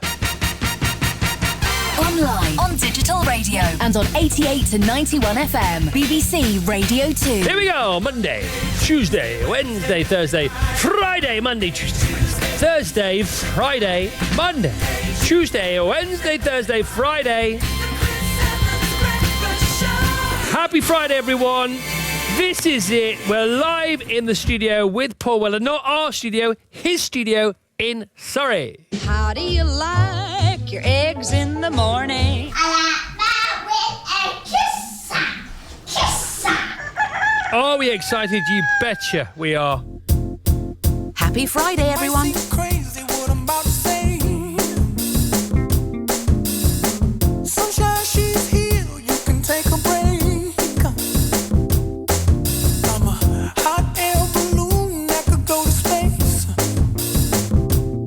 With the air, like I don't care, baby, by the way. Because I'm happy. Clap along if you feel like a room without a roof. Because I'm happy. Clap along if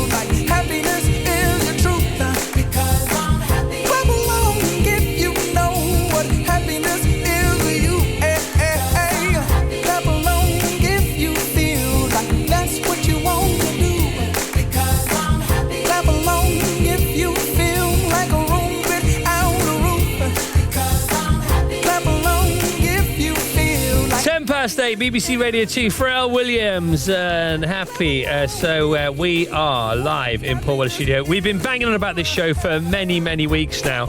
And it was it's a result of the fact that Paul and I had a chat on the phone I think about 2 months ago now, 2.5 months ago, and I said, could we come and do a Friday show at your place? He said, absolutely no problem with that at all. And I wasn't quite sure that it was going to happen, but it's happening now. This is it. It's happening right now, and we'll meet the guests and Paul himself after this. Sunday, Monday, happy days. Tuesday, Wednesday, happy days. Thursday, Friday, happy days. The weekend comes, my cycle hums, ready to race to you. These days are all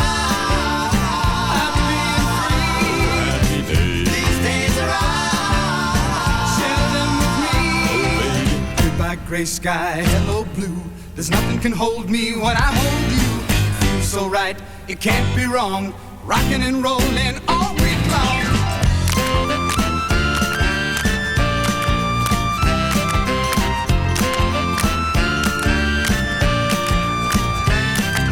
Sunday, Monday, happy days. Tuesday, Wednesday, happy days. Thursday, Friday, happy days. Saturday, what a day. All week with you. These days are all share them with me. These days are all happy and free.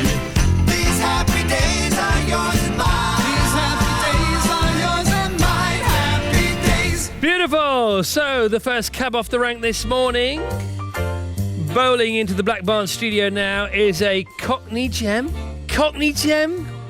Cockney gem, renowned for his hard man roles in the Paul Weller soundtrack film Jawbone, The Departed and Quadrophenia, to name just three. Now he's joining a stellar cast, a load of his old pals, some of his heroes for his new heist movie, King of Thieves. It's Ray Winston, everyone! Good morning. Good morning. Good morning, Raymundo. Morning, Chris. This is nice, isn't it, here? Well, it's all right. I haven't woken up yet. I got up at 5 o'clock this morning. It's quite special. It's quite special being in posh Surrey as well. You've known Paul Weller for how many years? About 30 years, I think it is, Paul, isn't it? Yeah, we met through Bobby Carlyle. I was doing a film called Face. Right. And me and Bobby became quite tight, good mates, you know. And he introduced me to Paul. And I've been lucky enough to work with Paul since. And I Paul. I even give him an award. Did you? Which one? Yeah, the Brits. A Brit Award? Yeah. Now, you've been into his office many times then, I would imagine. No, I haven't. The first time I've been down here. Okay. Last time I was going to come, I didn't have a visa, so I couldn't get in the Surrey. Will you get out? That's the question. And so, well, we're in the studio itself here, where the magic happens, and it will happen in a moment or two, as Paul plays for the first of 5 live tracks for us this morning. But his office is around the corner, and the Brit Award that you gave to him is in fact on top of the filing cabinet there, along with many other. We actually done a video together, didn't we? At Fergie's house, wasn't it? Mum and Dad's house. Yeah, that's right. Yeah. The Sweet Pea, I think it was, wasn't it? In the late 90s. Yeah, in the late 90s. Yeah. So you two proper pals or showbiz pals? Yeah, I love him to death. He's a good man. Yeah, he brushes up well, doesn't he? 60 years. I look at him, he looks brand new. He's a year younger than me, I think. But I thought he was a little You're bit older. never 61. Oh, you're no way. 61, yeah. How old are you, Paul? 60. Big 60, yeah. I honestly thought he was a lot older than that. But all right, so Ray, King of Thieves. What a dream! I mean, you've been blessed, haven't you, in your career? You've had some cracking jobs. Yeah. Where does this line up amongst the best? I think for enjoyment-wise, it's one of the best. I was lucky enough to work with Michael and Tom and on that's Kane and Courtney. Last Orders we done together with great Bob Hoskins and David Hemmings, you know. And it's the same vibe on this, you know. You sit down with a load of old boys between shots, and they don't talk about the art. They talk about life. Yeah. Great storytellers. Mm-hmm. Not boring. Yeah. Bang on. So no one went off to their Winnebagos. We all just sit around and have a cup of tea. Did you have Winnebagos? Yeah. The Winnebagos were there to be enjoyed? Yeah. And we just sat down and had a cup of tea and people to tell stories, you know. Because Mike was great at telling stories anyway. Yeah, of course he is. You know, So the old boys as well. And he has some stories to tell, as indeed do you all. I mean, you're almost the youngest in this movie at the age of 61. So you're a couple of generations before the sort of the like you say, the foundations, the pillars of the showbiz, the acting temple. Yeah. It's about the Hatton Garden robbery. So that happened in 2015. Now, I thought it was longer ago than that. I thought it seems longer ago, don't you think? It does to me, but, you know, when you get to 61, time travels fast, doesn't it? You know? The thing about the job was, at the time, so you don't take a lot of notice about it. The police and the government thought it was Albanians or Russian gangsters or IRA, and the big thing was when it finally came out, it was a load of old age pensioners that were British. It was a shock to everyone, you know, and then the faces started coming up on the screen, and it's something about the British that go, oh, it's like winning the World Cup, you know. It gave the country a lift. In a way, you know. Do you think it did? I mean, you can't glamorise. From where I come from, yeah. I guess it was like thumbs up, well done, boys. You know? Really? Yeah, I know you can't glamorise it. They're criminals at the end of the day, and they got punished for it. Yes. They're in prison, you know. Yeah. But at the same time, it was Brits that done it, and it kind of gives you a sense of pride. Okay, I think I know what you mean. Yeah. And so these guys, in the film, it's depicted that the guys sort of do this because they're a bit bored and they're a bit fed up of being old and they just want one last hurrah. Is that how you see it? I've got a feeling they knew they were going to get caught. I mean, their MO's probably all over it, you know? Right. And for me, yeah, maybe, I think every time they went to work, they probably said, this is the swan song, this is the big one. But when you talk to guys like this, some of them are very intelligent men who could run companies, you know? But the trouble is, when you walk in, if they was to walk in the studio here, I mean, some I've met, they'd be looking for a way in. And it wouldn't be the door, you know? Yes. And then you got to think about a way out. I don't know, I sat next to the character I played, Danny Jones, I sat next to him at school. We were mates at school, Did you really? And so it was kind of weird playing someone I knew so well. Oh, my goodness, I had no idea that was the case. Yeah, Danny... You know, I came from a good family. I was very lucky. We never went without, but Danny never, you know, and it's just strange, and the reasons that your paths go off in two different directions. You know? Yeah. And we've stayed in touch over the years. I went and visited him before we made the film, not because I wanted to learn anything about him, because I knew about him. And the script is written in a certain way that if you try to change it too much for a character, sometimes, you can actually diverse from the script, and the story's a story, you know. And I went in to see him really out of respect, in a way, just to say, look, I'm playing you. How do you feel about that? And he was fine. He was a bit disappointed that it wasn't Brad Pitt. But other than that, yeah, you know, he was great about it. Yeah, we had a good chat. All right, we'll talk some more about King of Thieves. It's Ray's brand new movie with that stellar cast, as good as a cast can possibly be.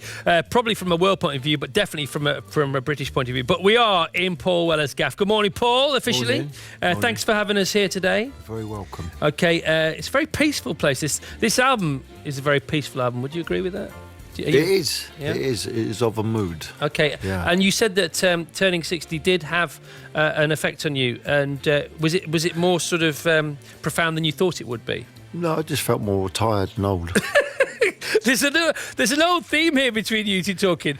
Ray's 61, Paul's 60, 70-year-olds are listening to this show thinking, what the heck are they banging on about? They haven't all got up at 4:30 in the morning, have they?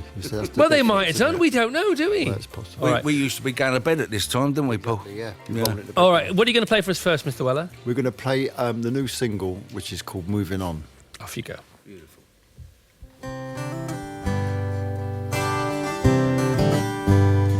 I got the key to my heart. I don't need nothing else. I watch the evening sky. Oh, and it's painting itself. There's such colors and shades to help my mind your praise.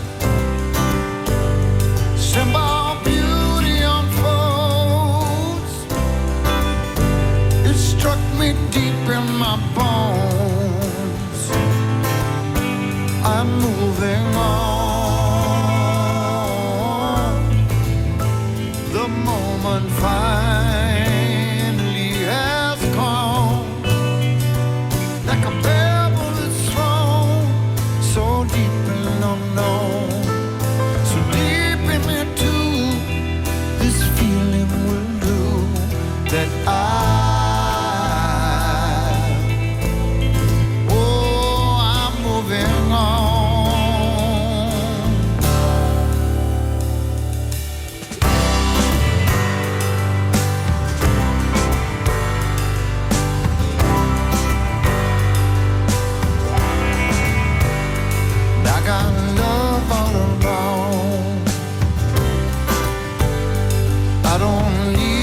nothing else.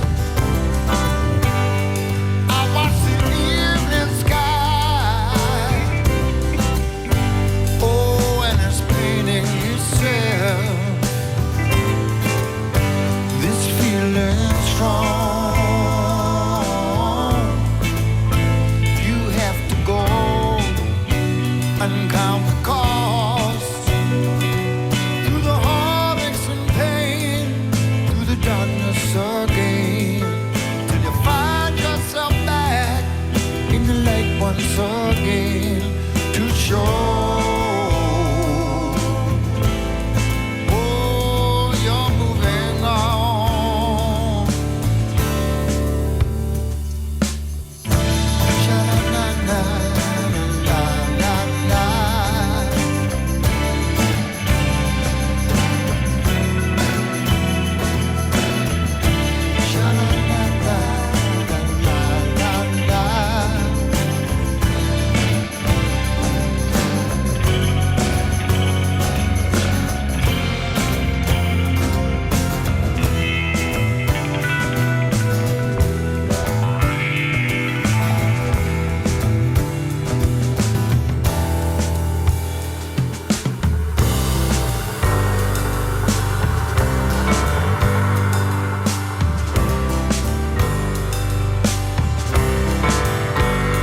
I watch the evening sky, oh, and it's painting itself.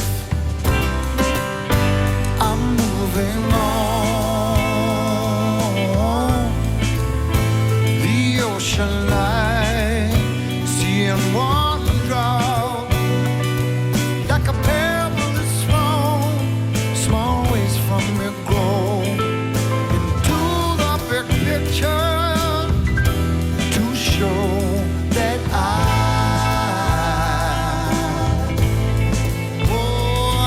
moving on.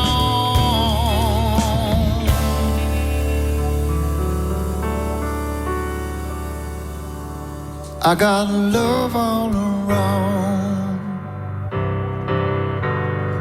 I don't need nothing else.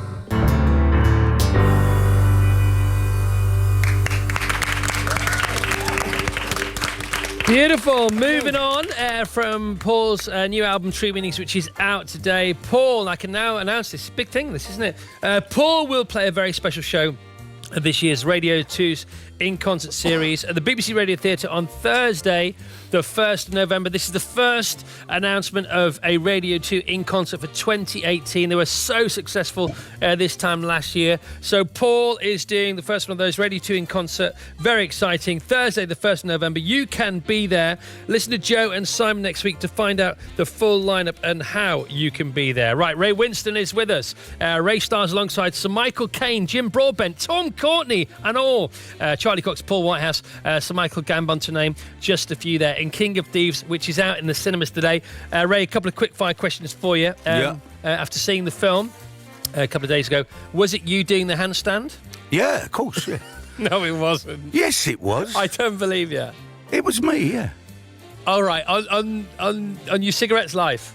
Yeah. Okay.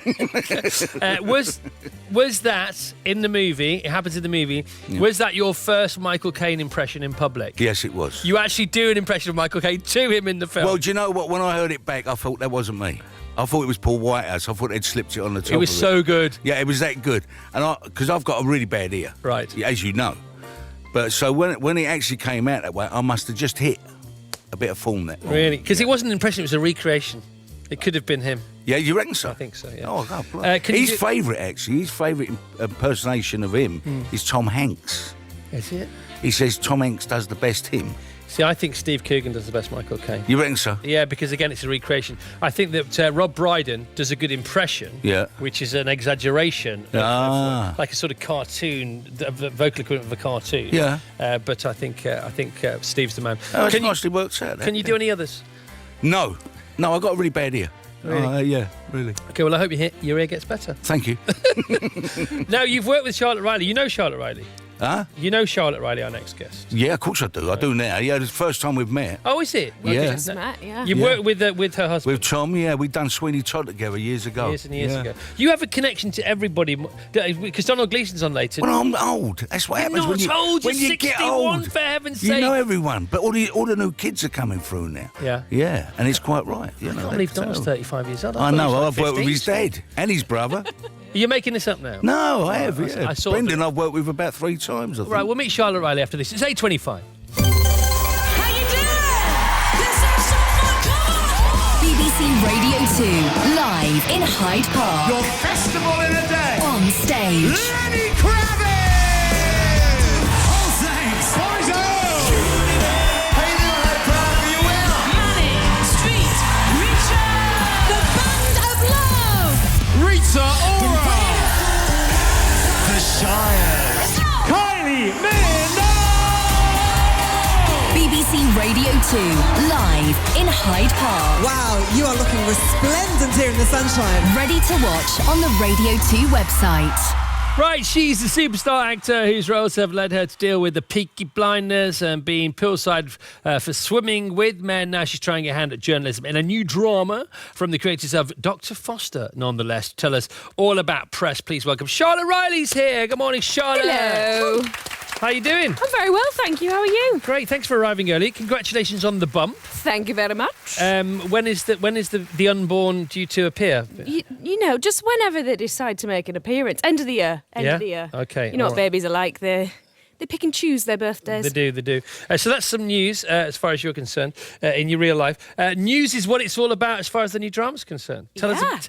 I watched an episode last night. I hadn't seen it before. It's gripping. It's blacker than the night from a comedy point of view. Isn't Really? it? Well, I'm glad you think so. Well, we're on to episode 2, which I actually haven't seen. I've got it on record. Oh, it's very Had good. an early night You won't be last night, disappointed. so that I could be here today.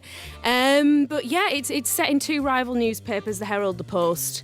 And we get the impression that the Herald is a bit like what the Indie would have been like back in the day, and the Post is one of the red tops. So you get to see how the journalists deal with different stories, how they approach stories differently given their slightly different audiences and whatnot. And yeah, it's good fun. And it's quite polar, isn't it? Because you get the journalists who really want to find out the truth about things that really matter, and you get the other guys who, by their own volition or not, if the editor tells them, they have to go to frothy effervescent parties and dress up as polar bears.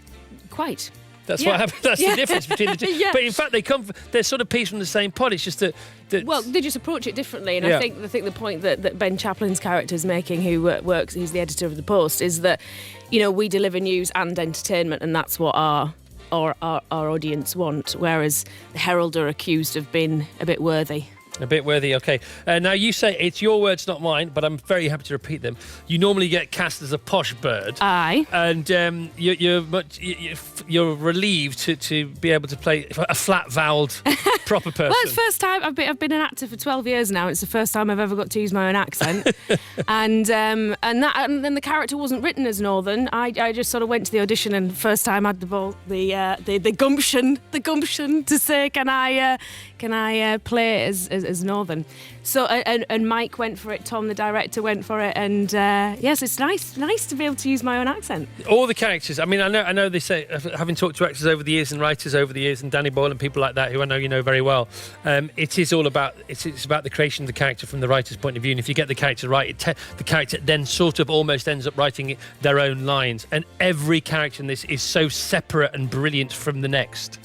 Yeah, I think that often voice is quite an interesting place for an actor to start. Yeah. So, I couldn't agree more, yeah. And Mike, every character for Mike has a completely unique voice, and I think that's why it's so great working with him. And that's second time for me, having done Charles III with him. So there's no colder fish from a character point of view than Ben Chaplin's character. Ooh, and doesn't he do it so well? He frightens the life out of me, and I don't know why. There's about a million reasons, but I'm not sure which one to pick and talk about. But he plays the editor of The Post. and he's so removed from humanity and from being a human being. In fact, there's no being in his human being. He's just sort of human. And but he's so fragile. And we know that if he lets one crack of his own vulnerability, show itself, he will literally crumble. Yeah. However, whilst he doesn't let that happen, he's literally made of granite. He's so removed from anything we recognise as a person. And I think what's brilliant is that character could have been quite two-dimensional, but what in terms of, some people could have played it like that, but I think Ben's brought this brilliantly juicy Machiavellian edge to it that makes you kind of love to hate the character, which is just perfect, I think, for the piece. But all dictators, they are driven, aren't they? I don't know all of them. Never met one, I don't think. But one imagines that dictators and people like his character, they are so lonely. They have so little to lose. They have such low self-esteem. That's why they sort of can be so unfeelingly horrible to the rest of the world. Yeah, completely. Totally agree. Okay, and the show itself, it's both horrible and hilarious, isn't it? It really sort of plays with your emotions when you watch it. Yeah, I think that. Totally. I think it's sort of, you get to see behind the curtain of a world that you don't. It's quite hard to getting into it, and so I think that's what, for an audience, that's quite exciting to be able to see behind the curtain of the media and how it works, because how else would you be able to, really, other than maybe with a documentary? So it is time, isn't it, for this, because newspapers themselves, they are somewhat in a dilemma between digital news, like their online version of themselves, because they have to do that nowadays, and then the old sort of analog physical presence. Yeah, and Mike, the writer, and indeed all of us, when we were doing our research, one thing that became quite apparent was that you talk to a lot of journalists and they're not entirely sure where it's going. They're not entirely sure where journalism is going to be in 5 years' time. Yeah. A good place, bad place, nobody knows, and I think that's what's kind of exciting about it. All right, well, it's a brilliant show. If you've not, I don't know how many people are at the press party, as it were, as far as the show is concerned, but it's a brilliant programme, and you can catch it on the iPlayer now. You can catch up with episodes 1 and 2, and episode 3 airs next Thursday. It's 8:32. Travel now. We're back at Space with Rachel Horn. In Northern Ireland, on the M1 northbound, one lane is blocked after an accident at Junction 3 for Dunmurry. Congestion is back to Junction 8 for Hillsborough. On the M66 northbound between Junction 2 and Junction 1, we've got queuing traffic with congestion back to the M60. On the M3 northbound from Junction 3 Bagshot to Junction 2, one lane closed after a breakdown. And on the rails in West Yorkshire, we've got delays of up to 45 minutes and some cancellations on Northern between Halifax and Leeds due to safety inspection of the track. The travel line is 03700 100 200. God bless you, Rachel. So we are in the company of Charlotte Riley and Ray Winston and Paul Weller, and we're about to be joined by Donald Gleeson. When we come back, here's the headlines now with Moira Stewart on Radio 2. It's 8:33.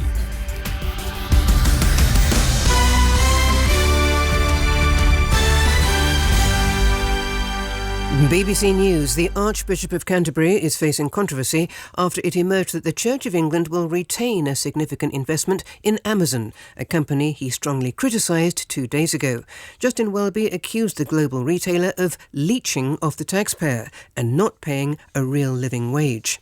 Heavy rain and high winds whipped up by Hurricane Florence have begun lashing coastal areas of the American states of North and South Carolina. Forecasters say the storm carries very dangerous winds and a life-threatening storm surge. At least one person has been killed in a series of gas explosions in towns north of Boston in the US state of Massachusetts. 12 people have been injured. A member of JLS has been charged with raping a woman in Wolverhampton in December 2016. Arishay Williams will appear before magistrates with another man next month. Today's weather forecast: heavy rain in northern and western areas of the UK with a mix of sunshine and showers further south. Those are the BBC headlines. Our next news, 9 o'clock. What are you saying, Winston? You ask about how the media, the people there she's playing, think about the show. Okay, why don't you put that question? No, Charlotte? why don't you? Because I'm here to listen, right? I'm only come because of Paul Weller. Really? Thanks very much. I don't believe you, by the way. No, I know. Okay, thank heaven for that. Paul Weller is here. He's going to play Wildwood for us now. We're in Paul Weller Studios. We're live from Surrey. Happy.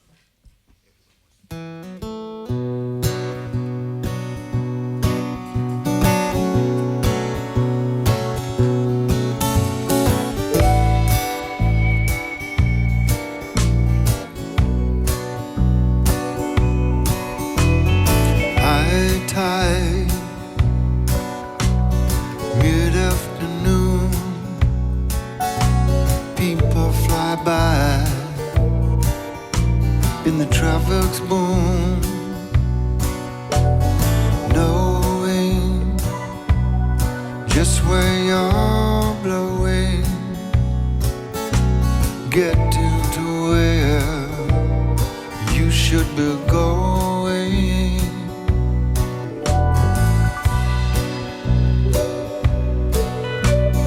Don't let them get you down, making you feel guilty about. Golden rain will bring you riches, all the good things you deserve now.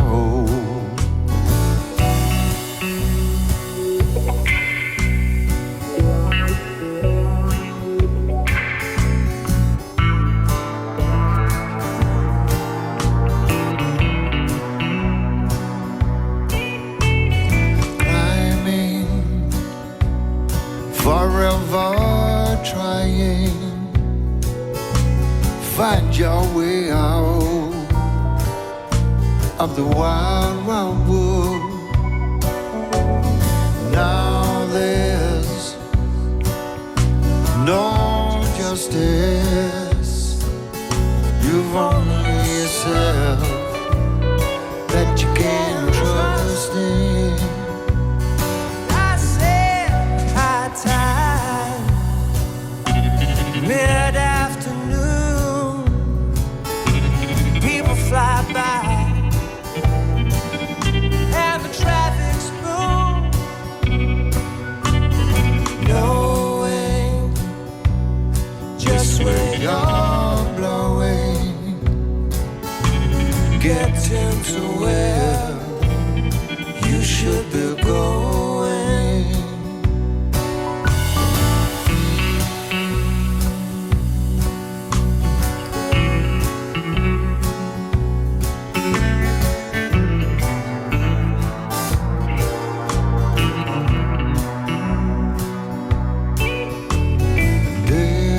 Day, your world fades away, waiting to feel all the dreams that say golden rain will bring you riches, all the good things you deserve now.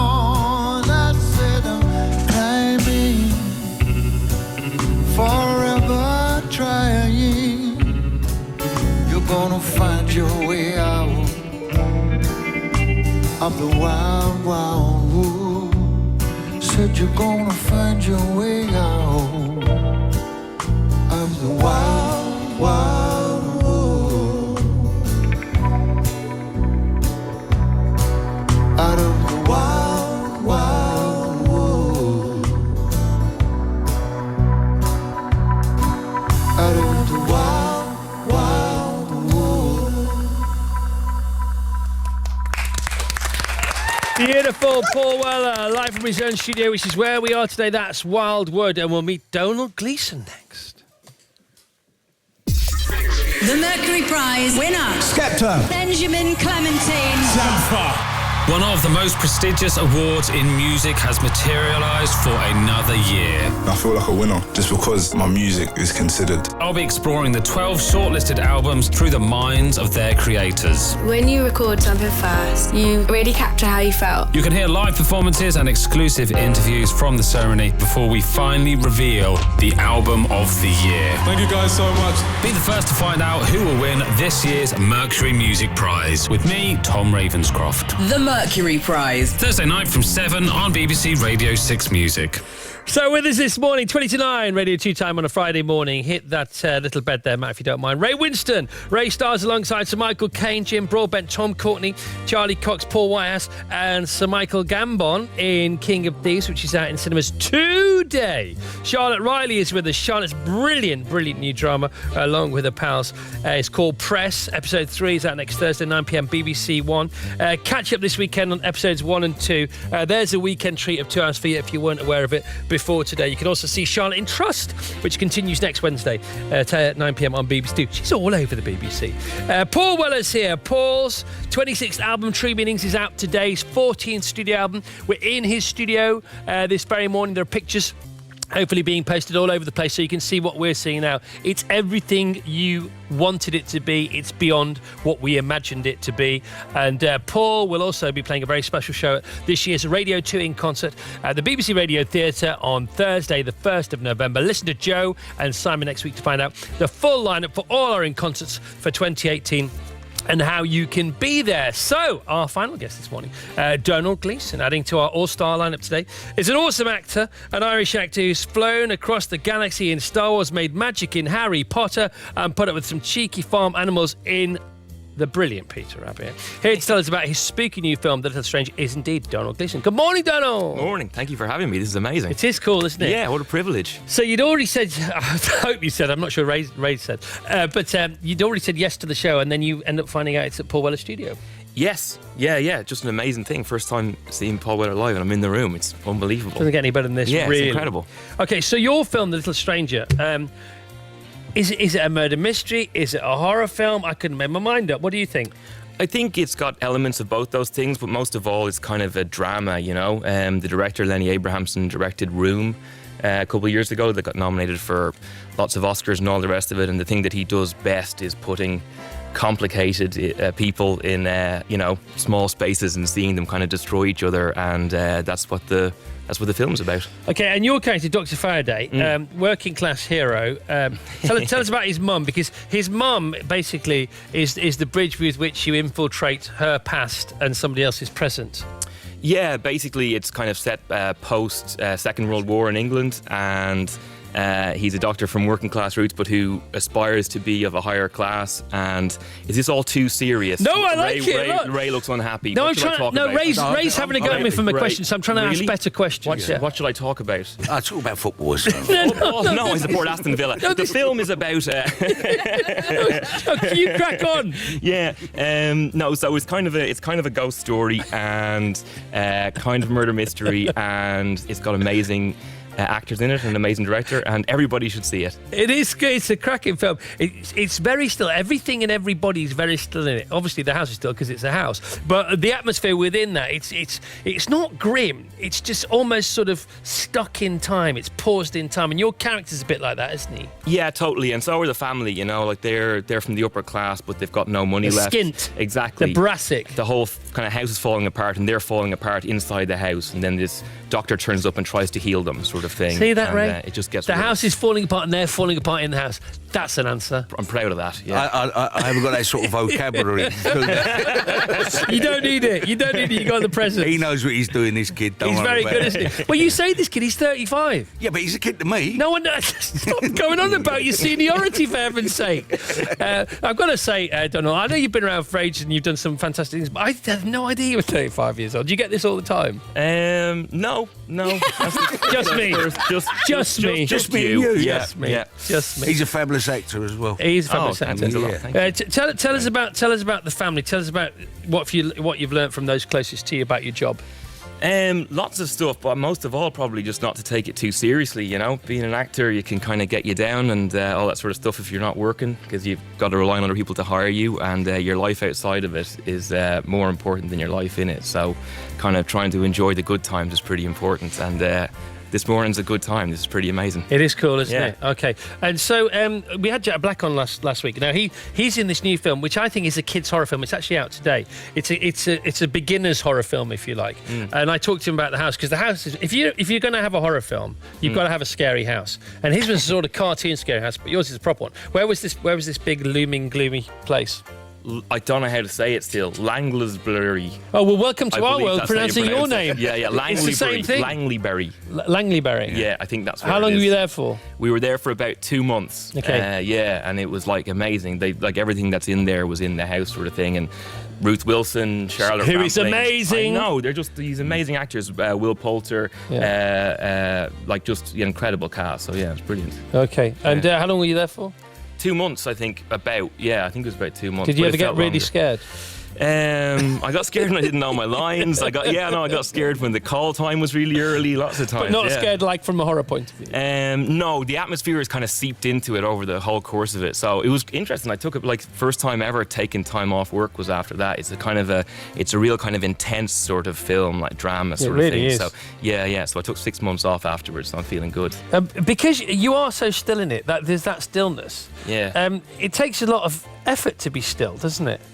Not for me. I'm really good at it. Really? yeah. Because I try and spend most of my time still. Yeah. But you're quite perky and you've quite, you've got. I've had a Red Bull and a coffee. Is that what it is? Yeah. Red Bull and a coffee? Yeah. You both. crazy very, guy? Very early, I know. I'm mad. Ray, do you remember I'm mad. those days? Red Bulls and coffees? Red Bull wasn't about when I was. Yeah, whatever. So let's do scary for a bit. Charlotte, scariest thing you've been in? Well, I don't think I've done anything scary. I want to do something scary. Yeah? Yeah. Are you ripe for scary now? Do you know what? I don't watch horror films. I literally, my nerves can't take it. I'm not a fan of adrenaline. So I don't watch horror things. I don't watch thrillers. So I don't know how I'd cope with being in something like that. So hats off to you. Okay, but you're up for it. Yeah. Okay. Why not? Try something new. Post baby. Yeah. Right. Talking about scary. In your film, Jim Broadbent. Okay, remind us of his character, Jim Broadbent's character. Yeah, Terry Perkins. Right, so Terry Perkins. Now he's not the original boss of the gang that carry out the Hatton Garden heist, but he sort of becomes the boss because Michael Caine's character takes a step back. Yeah. And at the beginning of the film, Jim Broadbent's character, he's a bit soft, he's a bit willowy, but then he turns and he becomes very frightening, and Jim does that extraordinarily well, doesn't he? Well, he's a terrific actor, you know. It's the same with Ben Kingsley in Sexy Beast. Yeah. He played Gandhi and then came and played Don. Yeah. And you know, that's a great joke. Well, you know, getting beaten up by Gandhi ain't really good for your repertoire, you know what I mean? But it just shows you the quality of the actor, you know, and he plays that sort of character that you kind of like at first, and then all of a sudden in a second they turn. And that's great acting. Is it in the eyes? I don't know, I think something in there as well, you know? Yeah? I think we've all got a bit of that in there, you know? But even you, I've seen you go sometimes. Have you? Yeah, I've seen you. Those were the days. Like a shark, your eyes roll like a shark. I've never seen a shark's eyes. What the heck are you it was talking after about? half a bottle of vodka. You are getting old. You are getting old. That's the thing. You are getting old. I keep on moving. That's the thing. That's the thing I've got in similar to the shark. Yeah, like scary movies though. It's. I remember being frightened on Nil by Mouth. You know, you get a fear of war zone. That's a very frightening yeah, film. but it's the scare of the violence and the drink and the drugs and all that kind of stuff. And the loneliness. You know, thrillers and all that. They've all got that in them. You can call it drama, you can call it horror if you like, but that's a name. But when you're actually filming them, it's something else, isn't it? You know, I mean, it's once you put all it together and you go and watch the movie, it becomes kind of. It's the scary, stillness. you know? It's the gap. The stillness makes the horror in a way. You know, someone moving about too much, it ain't going to scare you too much. But someone who just gives you that. See. Yeah, I know we're on radio. I've got to explain what I just done. That stare and that. That's enough. That's enough. Right, 8:48. Let's have some All Saints now, and After All, and then some more live music from Paul Weller. Friday morning. Happy Friday, everyone. This is BBC Radio 2. Heartbreak, romance, way back.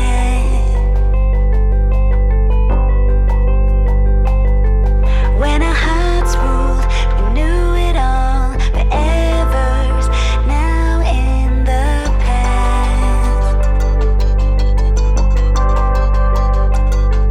I remember just you and me when each other was all we needed. I remember what could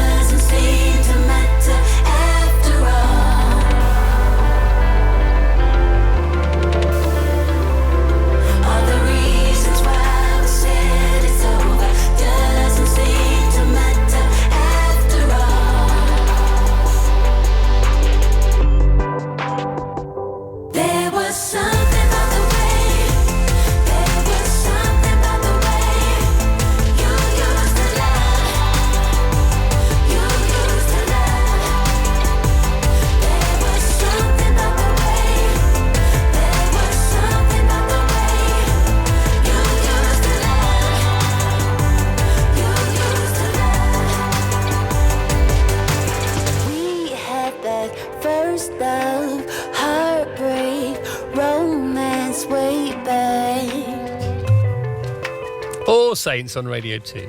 All right, Ray? All right, Charlotte? Yes. Ray Winston here, Charlotte Riley. We have Donald Gleeson. We have Paul Weller too.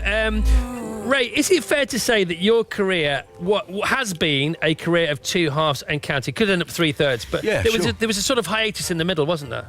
Yeah, I started off with Scum, so you start off on quite a high one. You know, Fox, I've done a series called Fox. Yeah. And I've done a film in America. It always seems to end in America, careers. I don't know what that is, but I've done a film called All Washed Up with the Sex Pistols and the Clash. Right. Fee Waybill and the Tubes and all that. It was a musical, kind of Diane Lane, Laura Dern and all that. Right. I was only 21, I think, and came back from there and never worked again. And I kind of done little bits and bobs, and I thought this game is it's not for me. Not obviously, for you. it's not for me. And then I'd done a couple of plays at the Royal Court, and Gary Oldman come along with a script called Nil by Mouth. Yep. And some of the best writing I'd seen, he'd wrote it.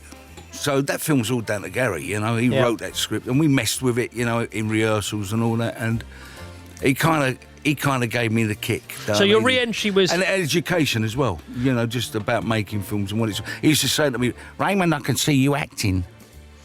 And just to find that kind of naturalness of talk, of speak, you know. Yeah.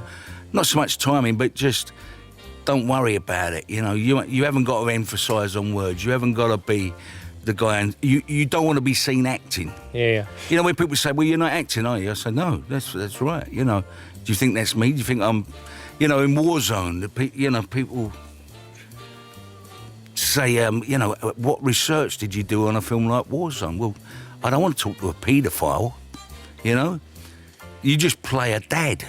Yeah, and then you do one thing and then everybody's... It's kind of like we was talking earlier on, you know, about Jim Broadbent. You play the nice guy. Yeah. And then when you do an act, it's an audience's... it's up to the audience to actually make up their mind how they feel about you, you know? So that was a tough film to do. But Gary kind of got me back on track. So Kathy Burke, So Kathy Burke for the theatre, and then Gary saw that, and then Kathy was in Nil by Mouth with you, and that was the beginning of the second half, and here we are today. Yeah, sure. I think as you get older, you've got to kind of reinvent yourself in a way, you know, and you need to take a step back. And I say about America because it's there where you kind of get lost in it all.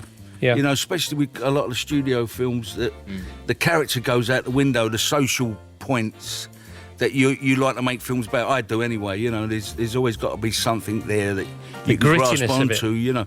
Otherwise, I kind of lose interest, you know. So I've done that. I've done that a couple of times, and I've come back, and you want to go again.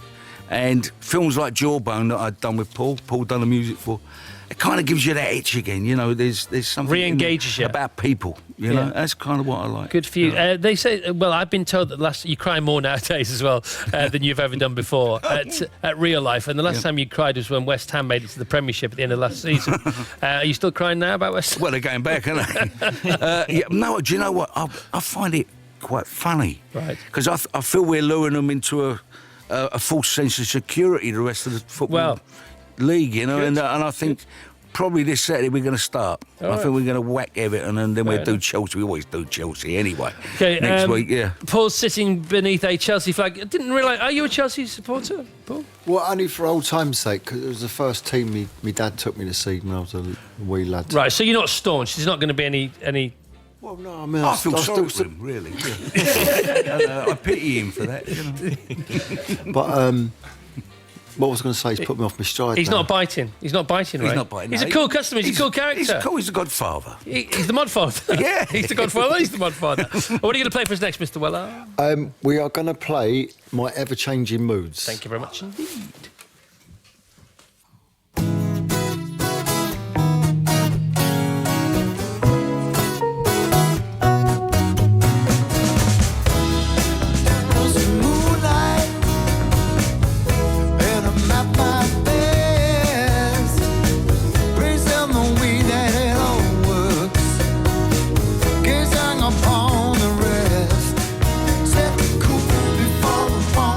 Calm after the storm.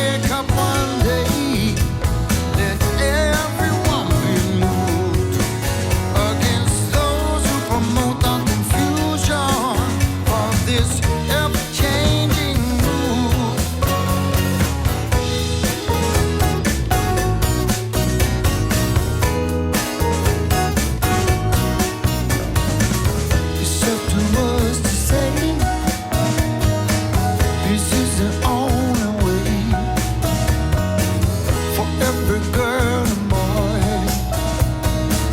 to fill our hearts with joy.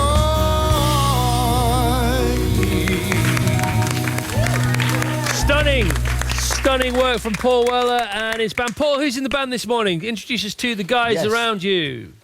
Legend over here, of Steve Craddock. Come on, let's hear it for Steve. On guitar. On bass, we got Andy Crofts. Tom Van Heel is over on keyboards. Very nice, Tom. Louis. On drums, we've got Steve Pilgrim and guitar. And Ben Gordelia is over there on percussion and drums as well. Lovely. Mr. Keyboards Man, can you name all the different keyboards in the studio going from left to right? Paul did it earlier. Right. Hammond. Brian. Philip. Rhodes piano. George. What's this one? I don't remember. Harmonium. Harmonium. Jukebox. Wurlitzer. Memetron. Grand piano. And obviously like pub piano. Let's hear it for the keyboards. Steve Craddock. Steve, we've known each other for ages now. How long have you been playing with Paul for? 25 years. 25 years, okay. You've worked in many, many studios. Tell us about the magic of this one.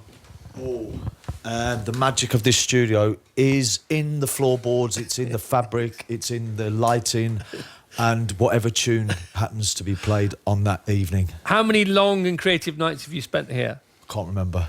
Is it? Are we talking more than 100? Close to 1,000? Thousands. Yeah. Really? Yeah. Okay. Millions. Okay. And what's it like? Don't listen to this, Mr. Weller, because it'll take your headphones off. What's it like working with him? Working with him. What's he like? He's brutal. Yeah. No, he's wonderful. I've had 25 super smashing lovely years. Yeah. Yeah, he's And great. is he the boss? Is he the gaffer? Absolutely. All right. Okay. Yeah. Congratulations. Well done. Well done for all still being together after all this time. So we got the 26th album from Paul via various guys here. So we're talking about Style Council, The Jam, Paul Weller himself. Paul Weller... what was Paul Weller Project? What was it called, that band you had for a while? Paul Weller... Oh, the Paul Weller Movement. Paul Weller Movement, that was it as well. So 26 albums there, 14th studio album here. 1 minute past 9, we're coming back with all that. We have Maurice Stewart with the news. First of all, Rachel Horn with The Trouble.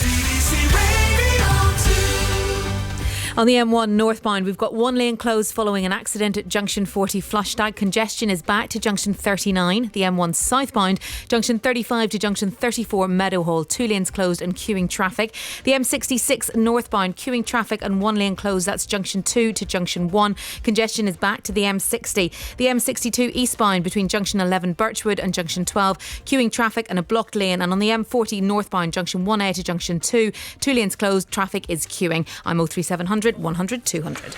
OK, Rachel, just talking to Charlotte Riley here. You used to do the traffic and travel at uni, is that right? Yeah, well, it was my part-time job while I was at uni, yeah. Right, at Sunday mornings? A Sunday morning when nobody else wanted to do it because they'd all been out the night before. Traffic and the travel.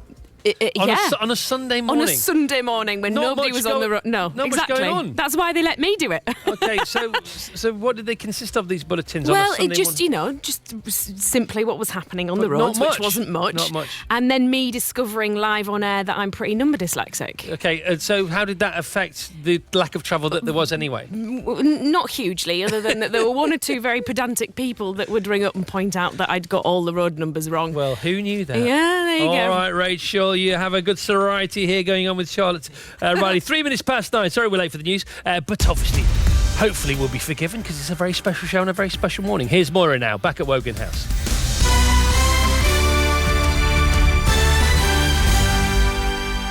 BBC News, the Church of England has defended its investment in Amazon, which has been attacked by the Archbishop of Canterbury for paying almost nothing in taxes. In a speech at the TUC, Justin Welby also criticised the so-called gig economy and 0 hours contracts. It's since emerged the church has shares in Amazon, and a spokesman said they would not be selling their stake as it was most effective to be in the room with companies seeking change as a shareholder. More than 100,000 homes in North Carolina are already without power as Hurricane Florence batters parts of the US East Coast with destructive winds. A storm surge has reached up to 3 metres in some places. John Van Pelt is a television weather correspondent in Morehead City in North Carolina. That surge has begun to inundate the area close to the Morehead City waterfront. That's been one of our biggest concerns all day long. The wind, of course, a concern, and we've seen some wind damage with some businesses being torn apart pretty badly and a lot of trees down. The power went out here about 8 hours ago. But one of the biggest concerns we have for North Carolina and South Carolina is potentially historically catastrophic rains. An analysis of more than 800 cyber attacks against universities and colleges across the UK in the past year suggests their own staff or students are often responsible, rather than foreign hackers. The government-funded Joint Information Systems Committee, which runs higher education computer networks, has examined the timing of attacks and found they fall sharply during holidays. Here's our education correspondent Sean Coughlin. More than 2/3 of universities faced serious cyber attacks last year, prompting warnings that these could be criminal gangs or agents of foreign states trying to obtain sensitive information. But this research suggests that they're more likely to be caused by disgruntled staff or students. The report says the cyber attacks follow a clear pattern. In term time, attacks rose to more than 60 per week. The security team monitored one sustained attack that began each day at 9 a.m, finished at 12, began again at 1 p.m, and then finished at 4 p.m. They suggested it was someone hacking the system and then taking a lunch break. A founder member of the band JLS, Orisha Williams, has been charged with rape. The 31-year-old former X Factor star was arrested in 2016 after claims that he assaulted a woman in a hotel room in Wolverhampton after a gig. He'll appear in court next month. The Liberal Democrat Jo Swinson says she hopes bringing her baby to a debate in Parliament will help modernise the institution. The MP gave birth to Gabriel earlier this year and took part in a debate relating to maternity and paternity leave. I think I realised it was not something that had been done before that I was aware of, but it felt like a debate that was an appropriate debate for that to happen in, and it felt like a moment to take a chance for a change and for progress, because I think the House of Commons does need to keep modernising as we need to modernise workplaces more generally. Today's weather forecast: heavy rain in southern Scotland, Northern Ireland, Wales and northern England. Sunny spells further south with the risk of showers later. BBC News at almost 7 minutes past 9. Our next at 10 o'clock. Thank you, Maura. Here's Vass with the sport. Thank you, Chris. Weekend sport preview time as usual at this time on a Friday. Let's personalise it today, shall we? Paul is hosting us here in his Black Barn studios. Paul, we heard a sort of Chelsea fan. Great start. 4 wins out of 4 under their new manager. Cardiff at home tomorrow for your lot, Paul. Ray, under your new manager, 4 somethings out of 4 anyway. Yeah. But it's Everton away. Yeah, I know. And as you say... You're telling me like I don't know. Well, I'm just trying to make it personal. Okay. This is my gift. He's a to bit you. contrary this morning. Ignore him, Vass. I know. It's I've early. heard. It's early. Charlotte, I'm told you don't have a football team. I don't. I probably should. Sorry. No, you don't have to have a football team. Not Donald, Newcastle. as we discussed, Aston Villa and your Blackburn away, and you could do with a win. Why Aston Villa? All the Irish there in the 80s, 90s, All right, okay. you know, Paul Yeah, McGrath. Paul McGrath. Paul McGrath. So Paul McGrath. I met him, he's a legend. They still sing. They still sing almost every game. They still sing Paul McGrath charts at Aston Villa. Right, elsewhere, there's Formula One in Singapore this weekend. First practice underway in about half an hour's time. A triathlon, golf, rowing, climbing, cricket, cycling. It's all happening. It's a big weekend. Nice preview, Vassos. Thank you. Well prepared. Yeah, well done. I had lots of stuff prepared, and then I got sidetracked by Ray being answered. He's been like that all morning. He's given me a list of questions to ask people in the future on the radio. Yeah, try those, son. They're a bit more engaging. That's what people want to listen to, isn't it? Right, 8 minutes past 9. Online, on digital radio, and on 88 to 91 FM. BBC Radio 2. The Chris Evans Breakfast Show. We're coming back with questions from our guests to our guests. Give me a bit of share, though, first of all. Come on, a little bit of share on Friday morning. And more from Paul Weller. 2 more live songs from Paul and his band from his Black Barn studios, where we're live this morning. Happy Friday, everyone.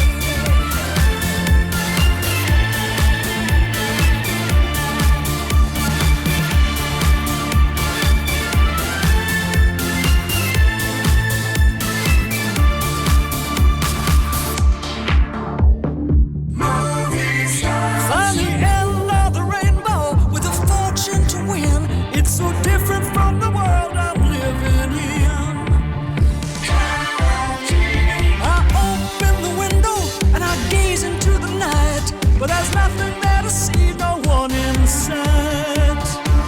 There's not a soul out there, no one to hear my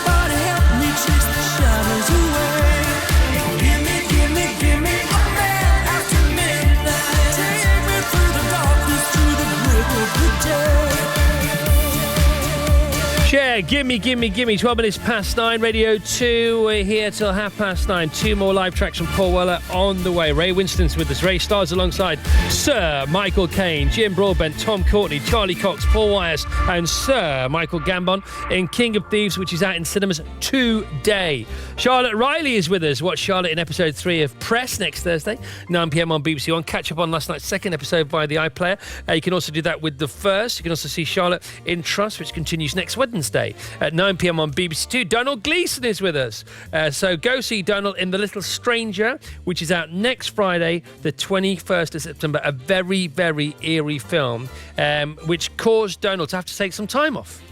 Yeah, took a bit of time off after. Fried your brain, this guy, Dr. Friday, fried your brain. Yeah, he's an intense guy. He's got a lot of stuff going on. So I thought I was loving it, and then at the end I burst into tears. So it turns out it wasn't as great as I thought. Yeah, it was weird. Did you really burst into tears? I had a moment. I did, yeah. It was Blimey, great. O'Reilly. Yeah. Bit embarrassing to say on the radio, but there you go. And you've talked about characters coming home with you when you don't want them to because you inhabit them for so long, and it happened to your dad and your mum had a word. Yeah, my dad did a film called The General, playing a rather nasty piece of work in Dublin, and came home a little intense one day, and my mum said, "Don't you dare bring that man into this house." And he never did again. Have you taken any characters home with you, Ray? Same. Really, you know, how can you take the guy you play in Nil by Mouth home? You can't. You wouldn't be married for as long as I've been married, you know? Do you leave them on the set, or do you say goodbye to them in the taxi on the way home? Is there a moment? Some people that doesn't work well, but it works for me because I like to go back to the other end of the scale. Yeah. Otherwise, you've got nowhere to go. If you're living that all the time, 24 hours, where do you go? You become...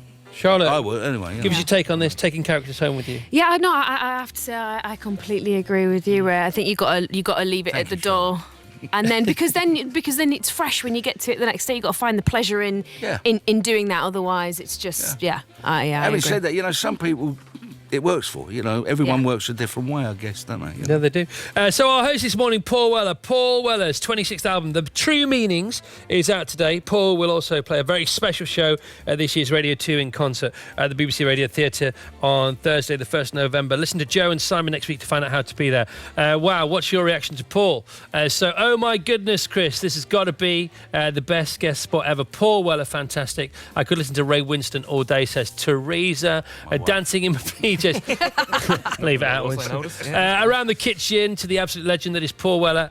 Best Friday morning ever. Thank you so much, everyone, for putting it on. Tracy in Norfolk, it's our pleasure.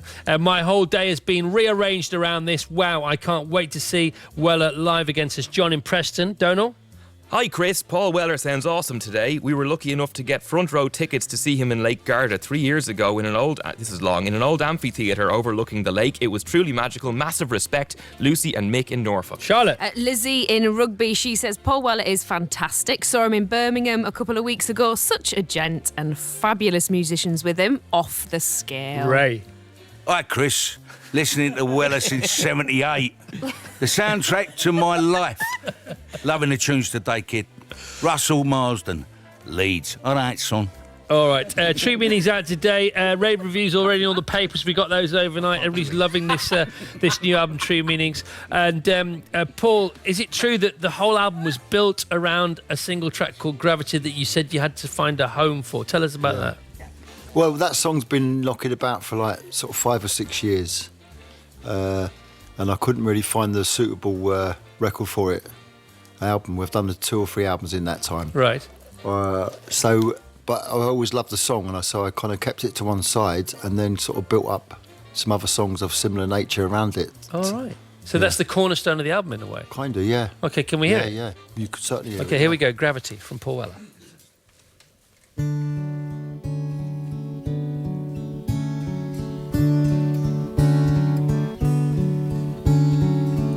Golden lines in golden square, salutations fill the air for gravity. It follows me wherever I go. Find the child inside of me. This rusty key will set him free, oh gravity. It follows me wherever I go. Singing high, singing low, send an arrow to your heart. Kiss your lips with 1,000 kisses.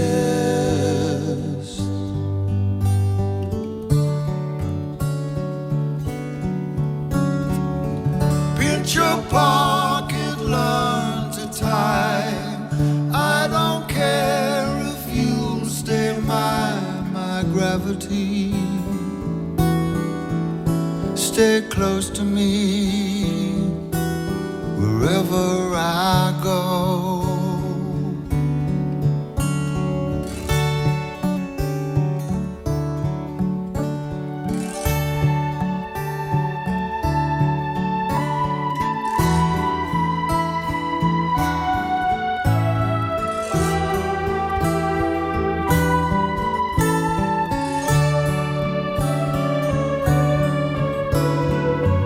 In my heart you'll always be greatest love that I could feel, oh gravity. Stay close to me wherever I go.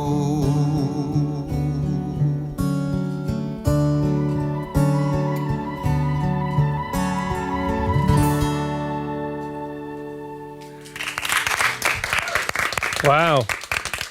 When you hear it, you get it, don't you? You get it why that song had to have its own album. That you can't stick that in amongst tunes where it don't belong, can you really? No. Okay, where did it come from? What moment were you when you wrote that? Golden Lines and Golden Square? Was that Golden Square in Soho? I guess so, yeah. I don't know what I was thinking. It just all came out at one time, really. I wrote it all in the same evening. Can you have a favourite song on your own album or not? I like pretty much all of them, really.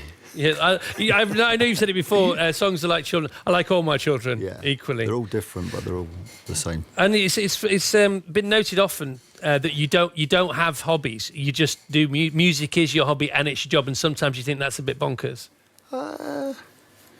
Well, It's not my hobby. It's my life. That's what I mean. But Yeah. you don't. You've said in the past you don't have any other interests. That's I about haven't it. got any time for any other interests, Right. really. You know, between sort of family and working and that's kind of it. Have you ever just sort of contemplated maybe doing something like fishing or? No. No, nothing ever. Do you read a lot? I've got a lot of magazines with pictures in, and I prefer that really to reading. to books themselves. Yeah. Movies? I love films. Yeah. Yeah. I love that man over there. Of course you do, Ray Yeah. Winston. Now you've been for a comfort break, haven't you, Charlotte Riley? Yes. And you came back with stories of pictures in the cubicle. There is the most amazing front page of a music magazine. That's been photoshopped. You know that, don't you? Has it, though? I think so. Well, That's what I first, was- that's describe what I the was image told. first of all. The image is a very It's not me.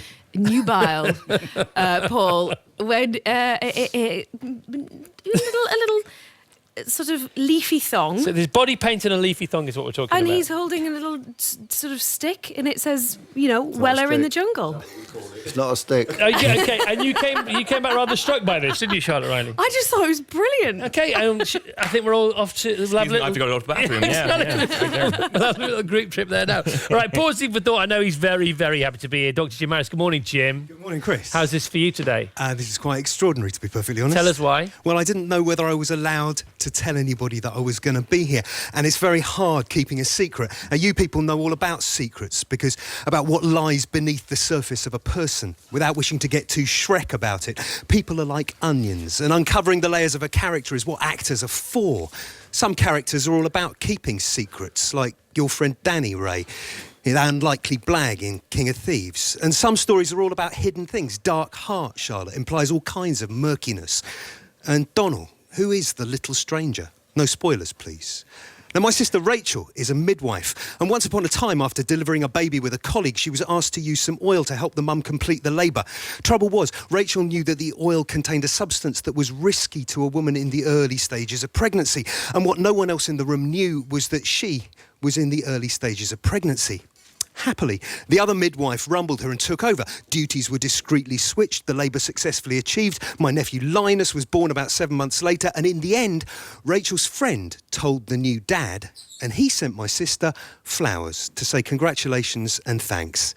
There are a lot of secrets in that story. The specialist secret knowledge of the oil, the secret of my sister's pregnancy, the secret handover of responsibilities in the delivery room. But the other secret that no one knows is that the proud dad who sent the flowers was Mr. Paul Weller. And that's interesting, not just because we're here and because your new album is called True Meanings, but because it goes to the great secret about people, the thing we can never see straight away, what's in their heart.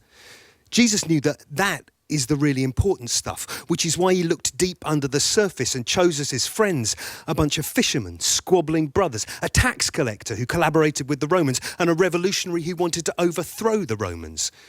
Now, I reckon that the secrets we keep about ourselves are important. They protect us.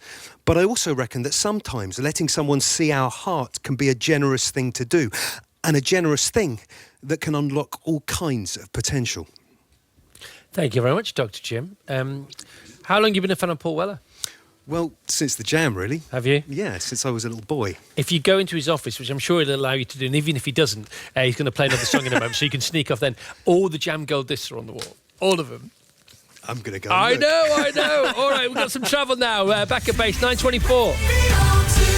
The M18 southbound junction 1 to junction 2, one lane is closed and traffic is queuing following an accident. The M1 is busy this morning. Northbound, we have a lane closed from junction 40 Flushdyke to junction 39. M1 northbound again, junction 29A to junction 30 for Sheffield, another lane closed. M1 southbound, junction 35 to 34, queuing traffic after an accident with delays of 30 minutes. And the M40 northbound, 2 lanes closed, traffic queuing junction 1A to junction 2 for Beaconsfield. I'll be back with more with Ken after 9:30. Thank you very much, Rachel. Well, it's been a lovely show this morning. It's lived up to our expectations and some, I've got to say. It's been fantastic to be here. We hope you've enjoyed it. The reaction that we've received so far from you is just stellar for Paul Weller. Also here, Ray Winston. Donald, tell us about Ray, please. Ray stars alongside Sir Michael Caine, Jim Broadbent, Tom Courtney, Charlie Cox, Paul Whitehouse, and Sir Michael Gambon in King of Thieves, which is out in cinemas today. The voice of Donald Gleeson. Charlotte, what is Donald up to? Well, go and see Donald in The Little Stranger, which is out next Friday, the 21st of September. Beautifully done. And that was the voice of Charlotte Riley. Ray Winston, what is Charlotte up to? Well, you've got to watch Charlotte in episode 3 of Press next Thursday at 9 p.m. on BBC One. Catch up with the series so far on BBC iPlayer. Will you do my one as well? Yeah, I'll do it. I ain't finished yet. You can also see Charlotte in Trust, which continues next Wednesday at 9 p.m. on BBC Two. Thank you, Ray. Crack on. Great to have you. Can you come every week, please? Yeah, I'd love to. Okay. If we're here. Right, Paul's 26th album, True Meanings, is out today. It's out now. Paul, thanks for having us here. Thank you. It's Thanks for been coming down. Absolute joy. Absolute joy. I'll never forget this morning. And can you play us out with one of your pals' songs, please? What are you going to play for us? Yeah, we're going to play a song by the Kinks called Days. Okay, off you go. Yeah.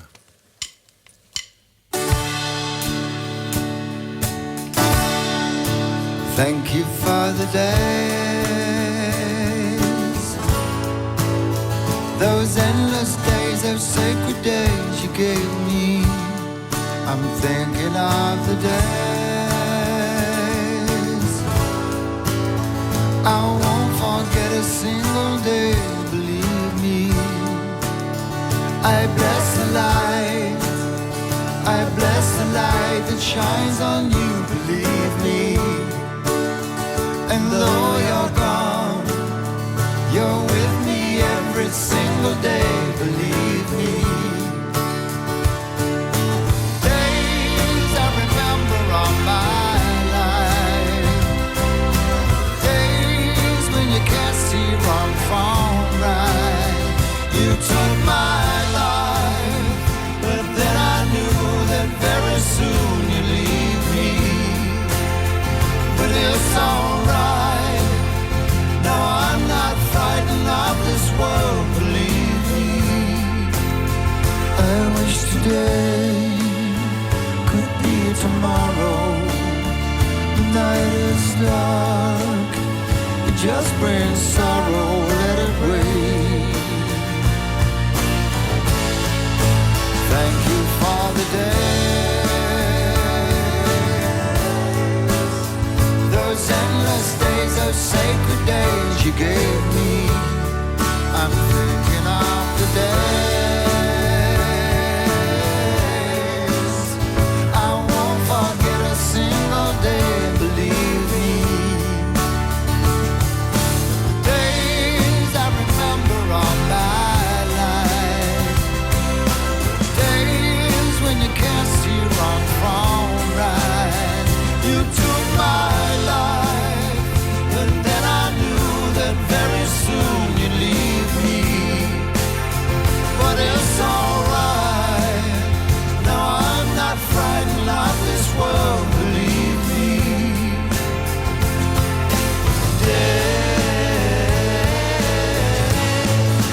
Thank you for the days, those endless days, those sacred days you gave me. I'm thinking of the days I won't forget a single day, believe me. And I bless the light, I bless the light that shines on you, believe me. And though you're gone, you're with me every single day, believe me.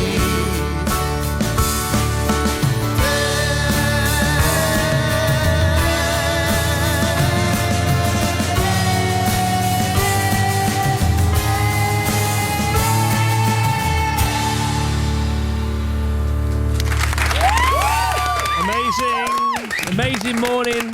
Lovely, beautiful morning. Solid gold on your radio there. Thanks to Paul Weller and his gang. Thanks to Cool Cat Chloe here, Showbiz John, the Frothy Coverman, Philippa, the Boss, Mary Merrily, Jumpy Jimmy Flash. Good luck at BBC Leicester, Jumpy Jimmy Flash. He starts his own show midday on Monday for a year.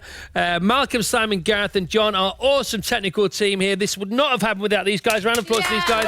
Magnificent Matt and Jubilant Juliet and Mad Dog. And Paul's amazing team. Manager Claire. super sound engineer Charles, Tina and Dritton and the T's and the C's and the band themselves and Paul Weller. Cheers. Thank you. Okay. Ken Bruce. Thank you very much. It's over to you. Beautiful music this morning. Beautiful. Tell Paul I'll be around to do the bin shortly.